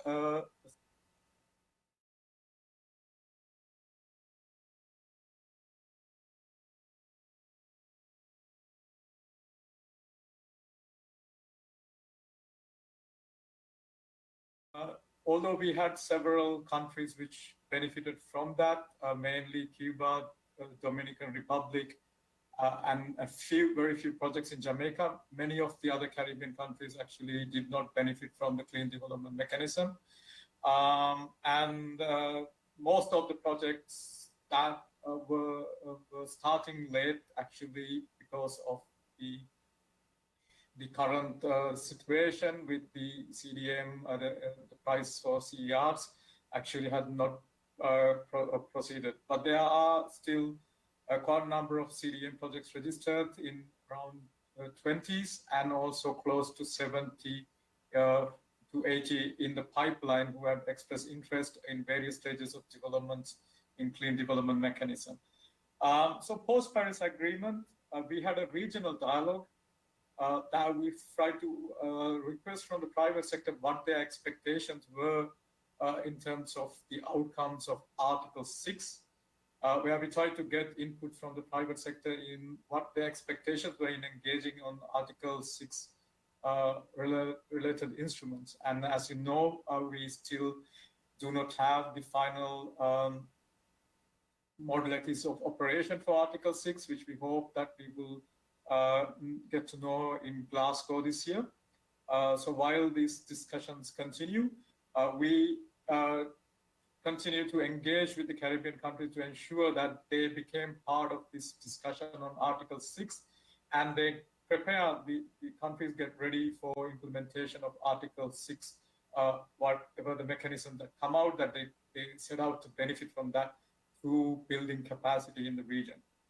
So we had a series of workshops in 2017, focusing on the countries, focusing on the private sector stakeholders, and this discussion continued to understand what's actually needed in terms of the countries. So we have some larger economies like Jamaica, Dominican Republic, which have taken certain actions, Trinidad and Tobago, and there were the other countries which were really not engaged and were trying to understand how to engage on carbon pricing, what instruments could work, and the outcome of this series of discussions were there were more studies that needed to be done in order for the region to understand what carbon pricing instruments could suit, how they could stand to benefit. And a result of this was the mechanism of the CRCA project that was involved. So when you talk about carbon pricing, we're talking about discouraging emissions, such as fees that would be put on high emitters, but also putting a price in terms of revenues through to alleviate the impact, to support shift towards green economy, such as tax reductions, other incentives, to achieve ambitious climate target or carbon neutrality, how mechanisms offsets for emissions work in this context. So we talk about different instruments, a wide variety of instruments that are available for the countries to choose from, and also the different mechanisms under Article 6 that are potentially being introduced. So how the countries could actually anticipate the discussion and also ensure that the requirements of these Caribbean countries, which are small islands, small economies with less mitigation potential relative to other countries, could actually participate in such mechanisms and benefit. So as I mentioned, there is a wide variety of instruments, the carbon markets approach from the project-based approaches in CDM to emission trading schemes, and carbon taxes and fees. So when you take this region, we already see Jamaica, which introduced carbon tax or system, which was primarily, of course, targeting more the revenue generation for the government, putting a price on usage of high polluting fossil fuels, high emission fossil fuels. So to encourage transition towards less emission-based energy production and electricity generation mainly, and also other energy sources. But you would see that as a result of that, there was a natural transition in Jamaica towards use of natural gas. But there's also discussions about carbon markets that were expressed in the INDCs, and also you would see in the revised NDCs that were submitted. We have, of course, Trinidad and Tobago in the INDC of utilizing the domestic carbon market, voluntary market that was in development with the Energy Chamber, but also other countries expressing interest to participate in carbon markets or market approaches. And the revised NDCs, such as St. Lucia NDC, which refers to development of a domestic carbon market, but also others which are considering market approaches for meeting their NDC targets. So I'll not delve too much into the background of carbon pricing and carbon markets, but it's important to understand that considering both the global developments, the regional developments, as well as the national context in order to decide what instrument would be working best for the region as Caribbean, but also for a domestic level. And we see already countries who have requested support in this context. So we have already Dominican Republic, which is quite advanced in their analysis and exploration of carbon pricing. And then you have Jamaica, Barbados, Trinidad and Tobago, which have certain initiatives already taken in this context, as well as also St. Lucia and Grenada, who had expressed interest to also further explore which instruments could work best in their national context. We've recently seen Mauritius. If there's a question on how carbon pricing could work in the context of small island developing states, where they introduced the Mauritius Sustainable Island Levy in order to raise set a carbon pricing in order to incentivize transition to a low energy transition that focuses on taxes as mainly, and also other incentives for low carbon technology. So there's already countries which have started experimenting various instruments, and that had worked in those national contexts. And where the basic steps in this process would be to see what are the considerations, what capacity is available, what further capacity building is required, then the elaboration of this, what instruments would work best in the national context, given the national circumstances, how those instruments could be implemented, considering the national institutional arrangements, and what further skills, what further capacity building would be required, and then the adoption of those instruments and the implementation of those instruments. So we, through SIACA project that I mentioned, have already supported the Dominican Republic in building capacity, and also doing an initial study to take stock of what instruments could work, what are the national circumstances, and then to see further narrow down to 2 instruments: renewable energy certificates and also domestic carbon market, how that can work. We have started working with Barbados and Jamaica also in supporting those countries, and with Jamaica identifying how carbon market instruments could work towards achieving their sustainable development goals, setting their long-term low emission development strategy.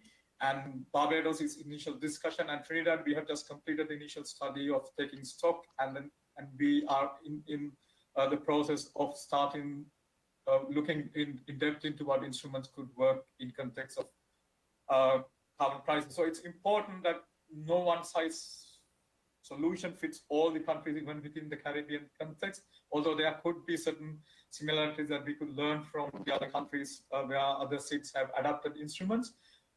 So it has to be customized to the needs and the domestic context, and hence it's important to understand the context, the domestic context, how it's going to operate, and what instruments to select. And hence it takes a lot of effort and capacity building and analysis in each country context in order to introduce. So we have certain instruments that, as I mentioned, in Dominican Republic, Trinidad and Tobago, Jamaica, which had already conducted some studies, and Barbados that are initiating studies, as well as Grenada and St. Lucia. So it would be interesting to see what kind of instruments the governments would select to set price on carbon, but also what kind of market instruments they would also investigate adapting. With that, I'd like to move back to the moderator, Annette.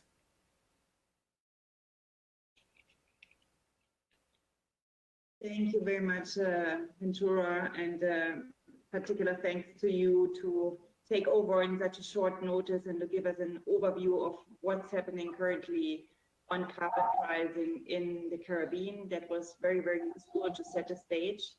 I'm not sure how this GoToWebinar is working, whether people can raise their hand to pose questions or they can just speak up.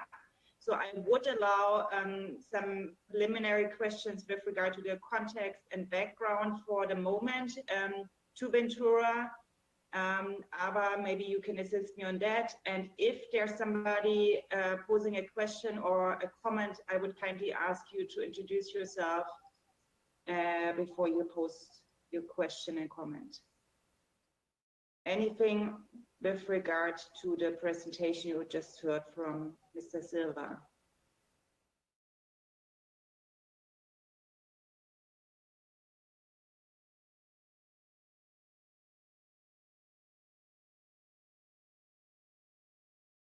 Okay, I assume that there are no questions so far, so we can go ahead with our next speaker. And as I said before, feel free to also use the chat function to post your questions or comments, so I can also see them and get back to them. But we will have more question and answer sessions later on. So with that, I would like to welcome our next speaker, that is Mr. Eduardo Piquero. Mr. Piquero has over 15 years of experience in climate change and carbon markets. It's focused on environmental markets, including emission trading, renewable energy, and green finance solutions. He's the CEO of Mexico 2, the Mexican carbon platform, where he oversees the development of over 20 emission reduction projects to help Mexico.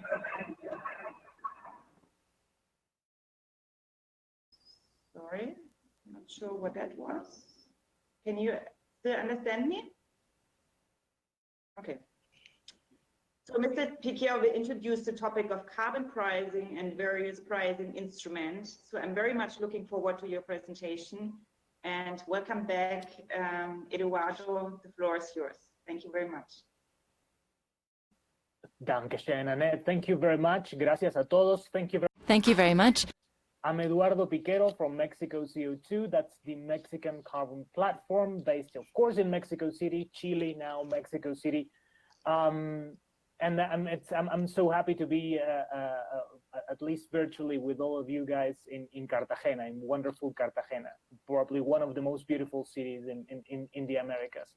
So my task now is to introduce you guys to what's going on in the region in terms of carbon pricing, and why is it that we have so many news to show right now. Well, first and above all, carbon pricing is not only an environmental policy. Carbon pricing is also a policy to protect competitiveness. And we've seen that in many cases throughout the Americas.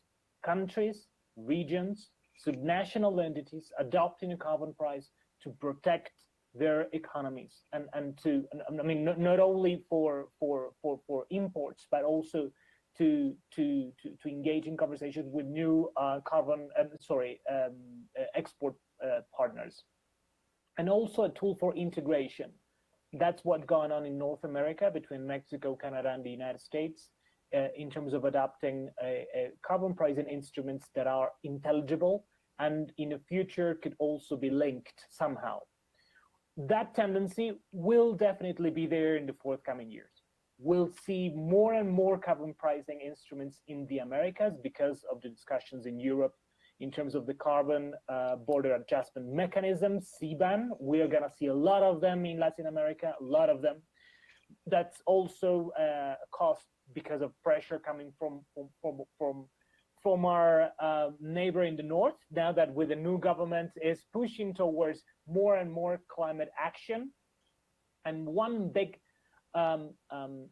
factor that should also be analyzed is the role of voluntary carbon markets, how voluntary carbon markets are pushing to the adoption of a carbon price nationally in many places in Latin America. So with that in mind, in Latin America, we have many different instruments. We do have some emission trading instruments, and we have some carbon taxes. Difference between them are important. some carbon taxes also allowed for offsets to be part of the compensation, meaning that taxes could be covered with offsets. And some emissions trading mechanisms are on the way and are being developed as we speak. So going south to north, what's going on in Latin America? First, we have in Argentina, of course, a carbon tax, quite a complex and ambitious one, that cannot be covered with offsets and has a progressive schedule towards a 100% implementation in 2 years' time. Some other provinces, what's going on very interestingly in Argentina is many provinces are thinking on a carbon price, and 2 of them has become vocal on the intentions of adopting a carbon price in the forthcoming years. Neighbor to Argentina, Chile already has a carbon tax of $5 per ton of CO2 that covers many industries, including large industry and energy generation. And that tax from next year will also be covered using Chilean offsets from different sectors. So that's the southern corner.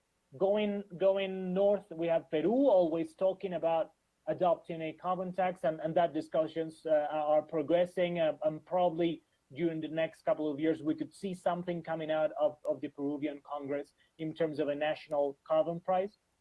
Going a bit north, Colombia, of course, has a national carbon tax of $4 to $5 that could be covered using offsets. That's probably the largest instrument in Latin America today. Over 35 million tons have been compensated by Colombian entities. That's a really very important achievement. So congratulations for that, Colombia. And of course, in Colombia, discussions towards the implementation of an emissions trading scheme is going forward, and implementation is scheduled for the next couple of years. In the Caribbean, Ventura was talking of many initiatives, and we also have probably one of the persons that knows the region the most, Nelly, with us, so she can comment on that. But we do have Jamaica with a carbon tax, probably below $1, and that as of today can't be covered using offsets. Of course, we have many discussions in the Dominican Republic in terms of what's going on between emissions trading and a probably a mix of instruments. We have Panama with very important discussions towards somehow of carbon pricing also under development, and of course Costa Rica in the same road as of today. And going forward, we have Mexico, probably the most complex one. We do have here a carbon tax that it's around $2.5 per ton of CO2 that cannot be covered with offsets. We are the only country with an emissions trading scheme in force. As of today, it's a pilot phase in our pilot phase, and that will become fully operational in 1.5 years' time. So that's quite important for us. And we do have many states with carbon pricing instruments. We do have the states of Tamaulipas, Baja California, that's just south of Los Angeles, and we have Zacatecas with outstanding carbon pricing mechanisms already enforced and payable. And we do have Jalisco with a more complex mechanism using offsets to cover the tax that it's about to be implemented. So that's the full picture in LATAM. The big absentee is, of course, Brazil. What's going on in Brazil? That's probably one of the issues being discussed around this week.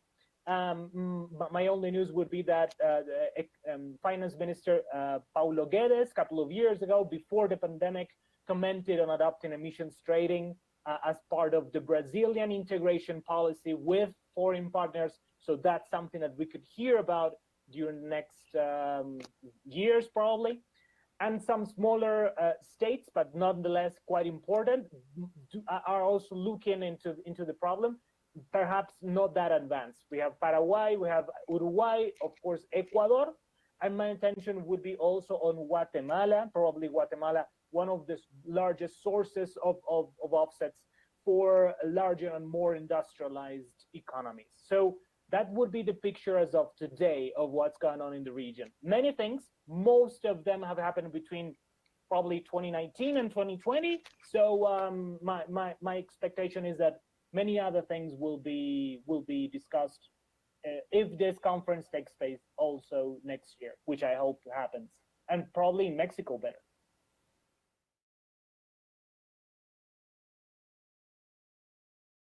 Great. Thank you very much, Eduardo, for giving us an overview of what's happening in Latin America and South America. Thanks a lot for that.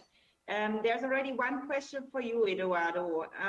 Can you clarify which Argentinian provinces you were talking about?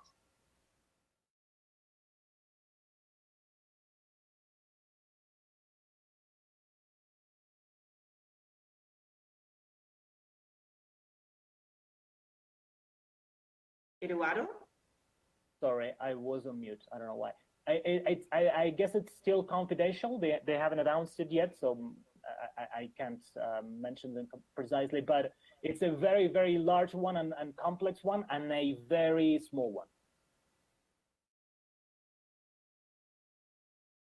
All right. I guess we need to respect this confidentiality, and once it's announced, people can read about it. Thank you very much for this overview, Eduardo, and also for answering the first question. I'm sure there are more questions coming on later. There's another question, I guess, which goes preliminary to Ventura, but maybe to everybody else as well. The question is, the IMF suggested Belize and Grenada to explore possibility of introducing carbon price floor to the Caribbean region. Is this a possibility being discussed? Is there any other instrument being discussed for coordinating carbon pricing across Caribbean countries? I'm not sure. I would give the floor to you, Ventura, and also everybody else who wants to contribute to that. Thank you. Well, currently there is an interest, but as I mentioned in my presentation, the discussion around carbon pricing in the Caribbean is at very, very initial stages. So there's a lot more capacity that needs to be built in the region amongst the various stakeholders for that kind of discussion to take place. So what we see right now is individual countries taking initiatives. You will hear, I believe, from Patrick later on. There is already a request for support from both Grenada and St. Lucia from the Eastern Caribbean, which were like the smallest of the islands that are considering carbon pricing. But the so far only advanced work had been done in Dominican Republic and Trinidad and Tobago to a certain extent, but it's also at very early stages. So I believe for a very mature discussion around regional possibilities, that's still to come. But also noting that except for Trinidad and Tobago, maybe possibly Guyana, when oil and gas exploration goes on full swing. Right now, there is not a huge amount of mitigation potential in the region, and this had been one of the hindrances for participating in even CDM because of the projects were of smaller scale. And in that sense, bundling or programmatic approaches or policy level initiatives would make more sense in the Caribbean because of the transaction cost involved and the amount of emission reduction that could be achieved from the project. The potentials are quite low. So this would remain a challenge, and that would encourage, of course, a regional level collaboration. But at this stage, these are only initial discussions and interests that are being speculated. So there's not a concrete step that has been taken.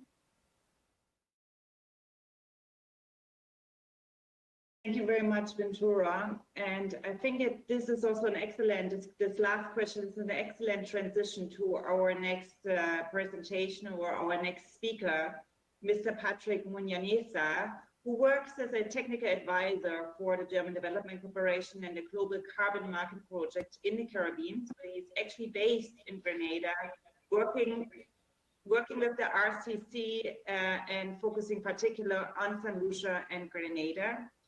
Patrick has substantial experience in working in the private sector in financial planning and business reconstructing, and he will give us some insights in the global carbon market project and the support of the project on the Paris Agreement in the Caribbean.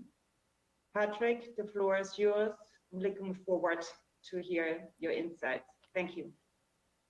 Thank you so much. Thank you so much, Annette. And hi, everyone. It's so great to see some familiar faces. And thank you for joining us in this side event. I will try to be brief, like in my intervention, for the sake of time. So as Annette mentioned, my name is Patrick Munyaneza. I work with JZ in Grenada, where I'm responsible for the global carbon market project. So we are actually hosting this side event jointly with UNFCCC Regional Collaboration Center in St. George's.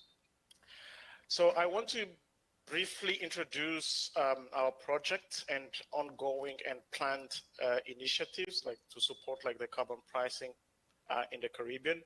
As it was mentioned, there are emerging a lot of carbon pricing initiatives in Latin America globally and in the region as well. As Ventura presented, there are like some initial requests to support this area. So on our project, the Global Carbon Market Project basically promotes the use of carbon pricing instruments in partner countries. The project is funded by the German Federal Ministry for the Environment, BMU, and for more than a decade, the project has supported partners in Chile, Uganda, Tunisia, and India. And starting from May this year, the project included the Caribbean component to support St. Lucia, Grenada, and the wider Caribbean. The project, in its approach, we usually work with at regional level as well. So launching the project in the region is timely. As it has been mentioned, we have seen a growing global momentum on carbon action and carbon market over the last year. And in addition, as Ventura mentioned as well, many countries in the Caribbean have expressed their interest in participating in market mechanisms like in their updated NDCs. As I mentioned, our project has over a decade promoting carbon pricing instruments.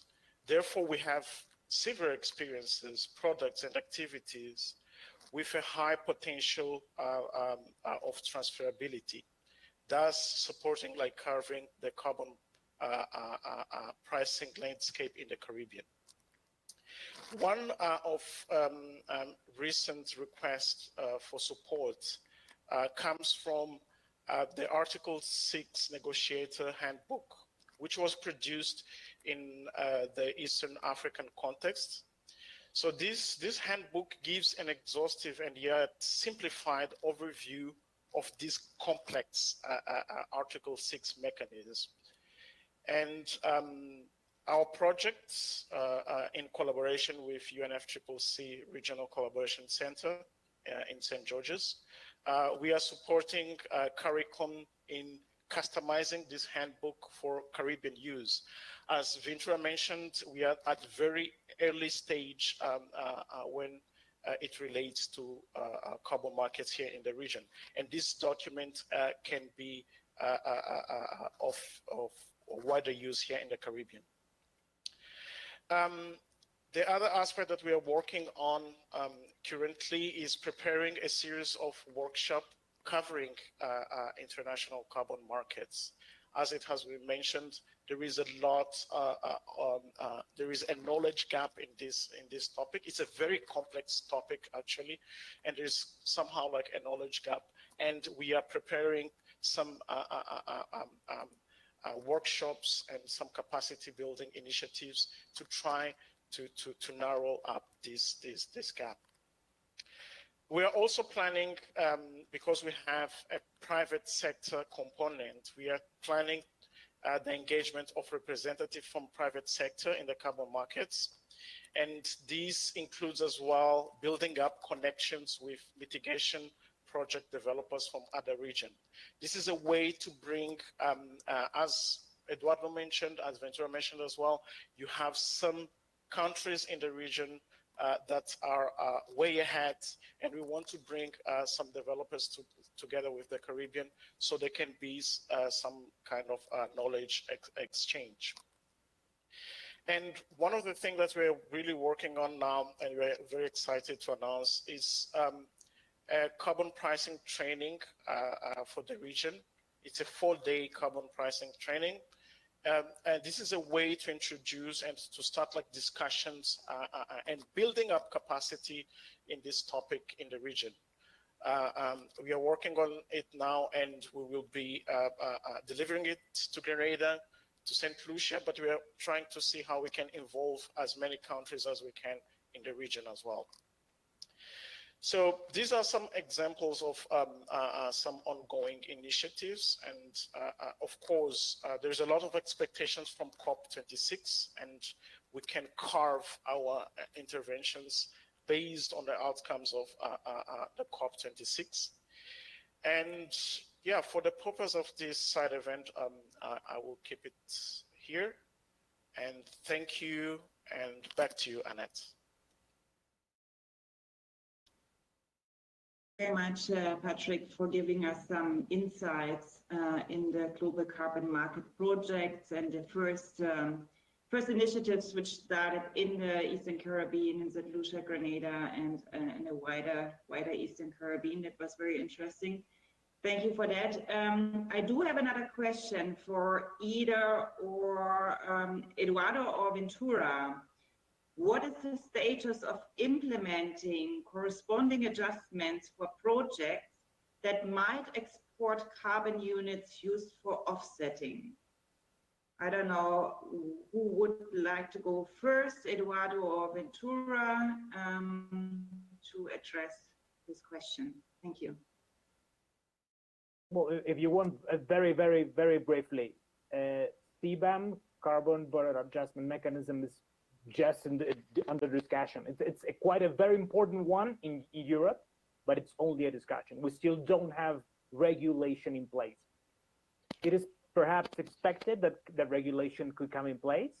My feeling is that we'll see something during the next couple of years, and not only Europe, but also in probably Japan, Canada, probably the United States. So, and which sectors could be covered? Probably those that are extremely intensive in CO2. So that would mean iron and steel, that would mean cement, that would mean perhaps some energy, perhaps oil. I don't really know that phase.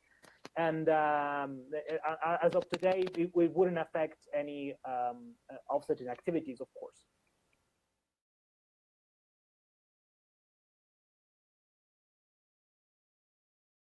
Ventura, thank you, Eduardo. Ventura, you want to go ahead and? No, I don't have anything to add. I think we move on. Okay, great. Thank you. Thank you, Eduardo, for addressing that question. Now, I do have Ventura again on my agenda. I'm not 100% sure whether you have prepared something else, Ventura, or whether we should go ahead with our last speaker. I have covered in the interest of time. I think we should move on, Annette. I have covered what I had to cover actually in this presentation. Okay. Great. Thank you very much, Ventura, for that. And then we move on with our next and our last speaker already, Ms. Nelly Coelho. Ms. Coelho has over 13 years of experience working on climate change and energy policies in the Caribbean.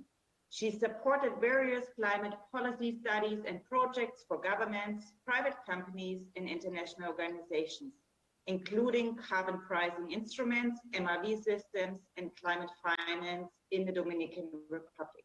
She also supported the design of the NDCs in the Dominican Republic and St. Kitts and Nevis. Ms. Coelho will explain how businesses and regulators can work together to foster vibrant carbon credits trading. Thank you very much for joining and for actively joining the site event today, Nelly, and the floor is yours. Thank you. Thanks, Annette. Thank you so much. Can you hear me well? Perfect. Thank you. Well, thank you so much for this opportunity. I'm so glad to be here with you, and of course to hear from the previous presenters all the overview of the carbon price and what is happening and what's the expectation behind all the initiatives that are already on place. I would like to just talk about how to just engage the private sector in the carbon market. And I understand that this is something that is really important because we have to understand that most of our economies is just are in the hands of the private sector. So it's important to just making sure that that the government is including them in the conversation. And also it's important to have very clear message that we are behind the same goal. It's important. I understand that sometimes the problem when we want to engage the private sector is that they are not clear about what the final goal is. And it's important to line up also the expectations regarding to what we want to have in the carbon market. And this is some of the insights that already we have in the involvement that I already have been working with the private sector and also with the government. And I understand that sometimes it's important to just let them know that carbon market also provide many flexibility to understand where and how the emissions can be reduced. And if we are just trying to get to achieve the temperature goal set in the Paris Agreement, of course that we want to give them the flexibility to make sure that they just get the emission reduction that we want. And also it's important to just make sure that we just create the environment that that incentivizes innovation and facilitate all the step changes that they have to make in this journey. So giving a clear pathway is, from my point of view, is important, but I understand that also it's important from the side is to give a long-term signal. It's important that they see that this is something that is not going to stop. Private sector respond very well to the constant long-term signals that the government and also the international organizations just give. It's important to just make sure that we have the same message in a long term, and it's important to that because private sector is so sensible to that, and make sure that the message is a long-term, coherent, and clear message, because they react very well to that. Another recommendation is to strengthen the governance. I understand that make sure that institutional arrangement is just accord to what we want, because private sector, we need that technical guidance in a new way that we want that they develop the new things, and make sure that also there are clear processes that they know that they can have access to. And another thing is to allow and enhance those space for third-party assessment. And this is something important because sometimes we have not the technical expertise in our countries that may ensure that we are having very good quality carbon emission reduction. So maybe that we are not capable to do that. So it's important to enable the best environment so they have an easy access to information and cooperation. And also there's another recommendation that I think that is the most important, that is to have an open and permanent dialogue with the private sector. It's important to make sure that we have just this stakeholder consultation in a very permanent way. So they are free to access to you in terms that they are just seeing that there's something that is not clear, or there are something that is not going in the same direction that they understand that was supposed to go. So it's important to have this. And also it's important to recognize the transition toward the net zero emissions. From my point of view, I understand that it's important that they understand that they have an ally in this journey. There's another, well, I know that for sure many of you already have heard that there are some project pilots under Article 6 in the region. And this is something very interesting. I understand that this initiative will make sure that all the mitigation efforts is already rapid, and maybe we just can enable some natural-based solutions that is with so much potential in the region as we are Caribbean. And also red laws, I understand that it's important to just make sure that we are just highlighted. There's another, well, there's one thing that I would like to just share with you is about how to make sure that we are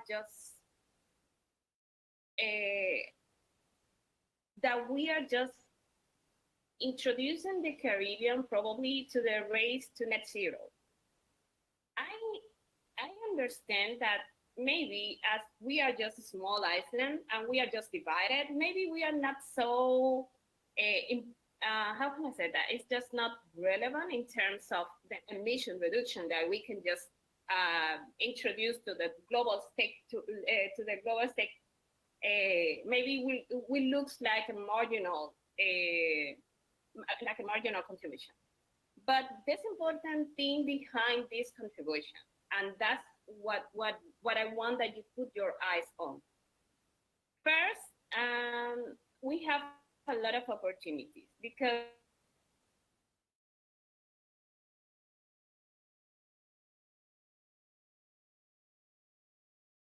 Nelly, we cannot hear you anymore. Sorry? You broke up in between. Now you're back.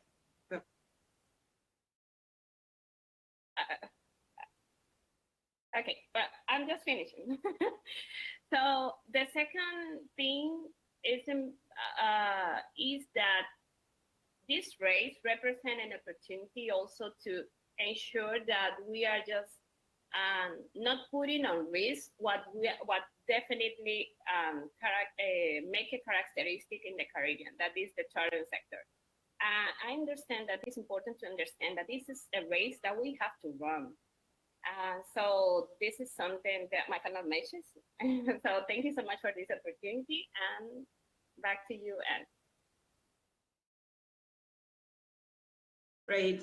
Thank you so much, Nelly, for providing some insights and also reminding us how important the private sector is for this topic, because it's sometimes I have the impression we talk a lot among governments, public sector, donors, international field, but we often forget the private sector. And also the last point you mentioned, I mean, tourism sector, but also we are talking about small island developing states or large ocean states, I believe they are called now.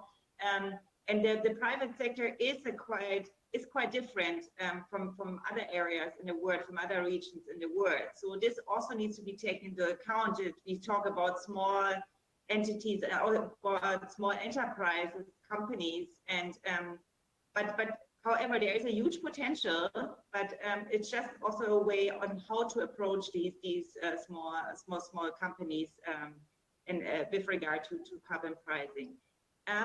I do have another question from the audience, from the participants, which is related to Jamaica. I guess this goes in the direction of Ventura again.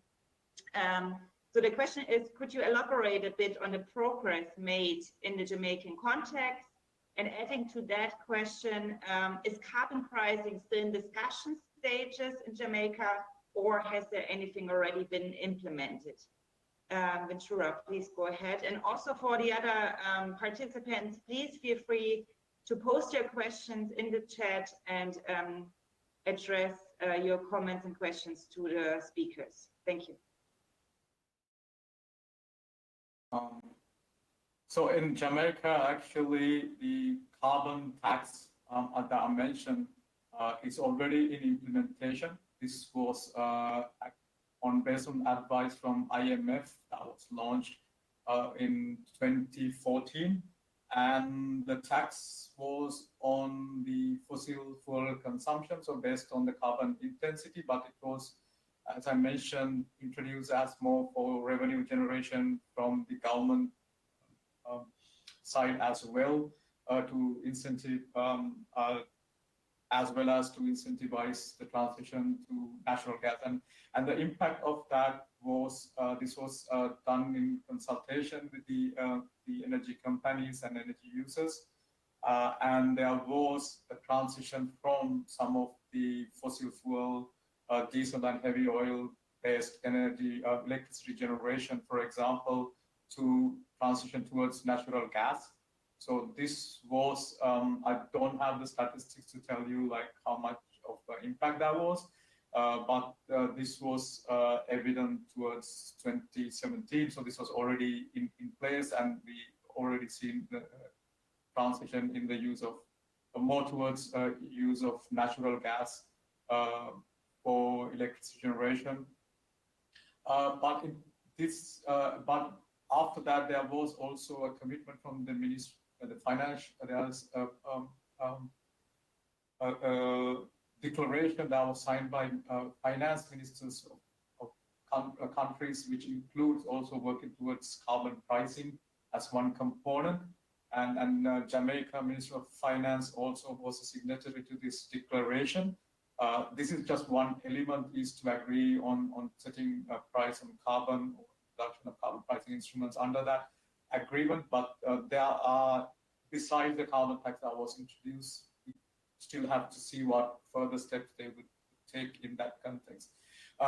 So in carbon markets, they have not, I mean, the work that we actually did to support the government of Jamaica was not to investigate a feasibility for implementation of a domestic carbon market, but the request was very specific to see the participation in international carbon markets to meet or support the long-term low-emission development strategy that's being put into place, and also achievement of their sustainable development goals.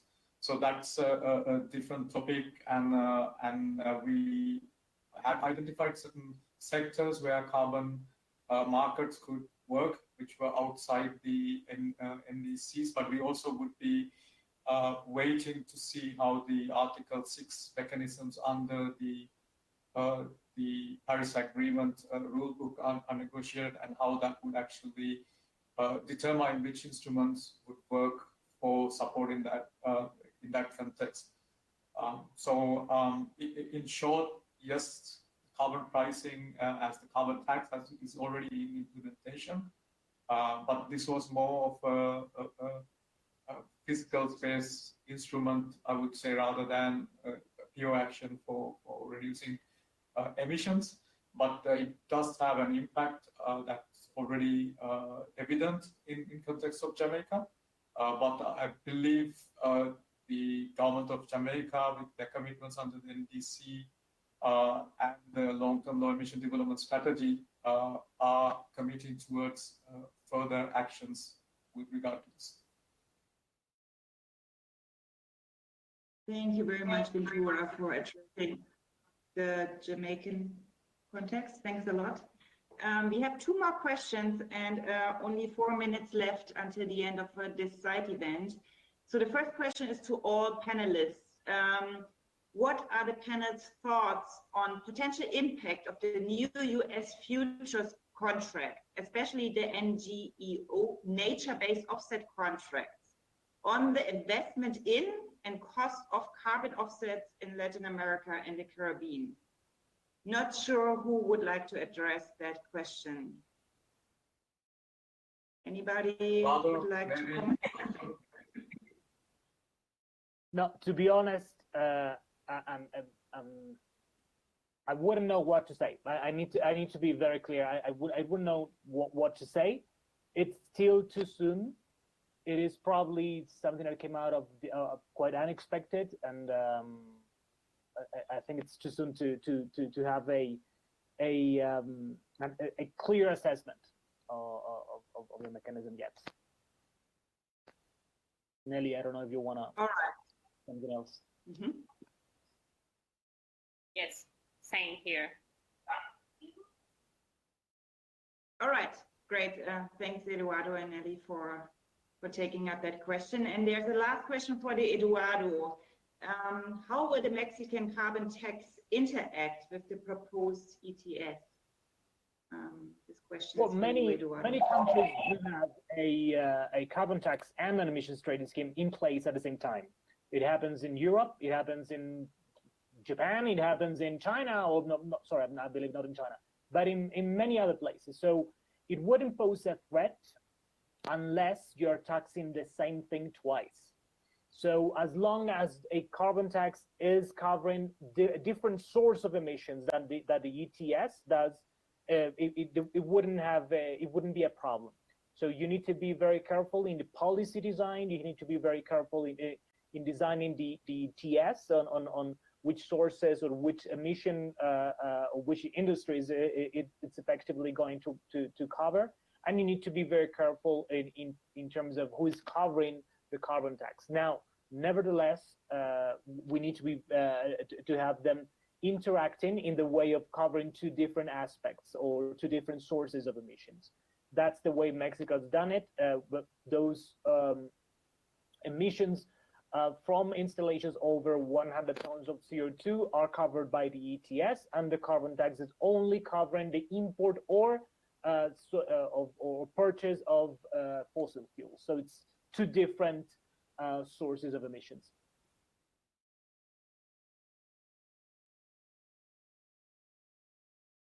Thanks a lot, Eduardo. There's one more question coming in, I see. Yeah, okay. So that's really the last question now. I heard. I was informed. So what are the positions of Latin American countries to develop instruments to avoid double counting in international carbon trading? I guess that's again for you, Eduardo, and a continuation of what you just elaborated on. Thank you. Yeah, but not only, but I would also open the floor for comments for my colleagues, but it has to do with Article 6. It has to do with what the communication between countries, developed and developing, and among developing will be established once Article 6 becomes fully operational. My personal view on that is that it will take longer than expected. So we need to have a national agreements to avoid double counting. And the role of voluntary markets is especially important there. And I don't know if you guys are aware, but the work of the task force for the scale up of voluntary carbon markets is especially important. And please do take a look at that. And it's also does have a chapter on avoiding double counting that it's especially important in this sense. What I can tell is that this issue will be discussed in the forthcoming years by national governments. That's definitely the topic. I don't know if somebody else would like to add something. Thanks a lot, Eduardo. Anybody else, Nelly, Patrick, or Ventura wants to add on that double counting issue?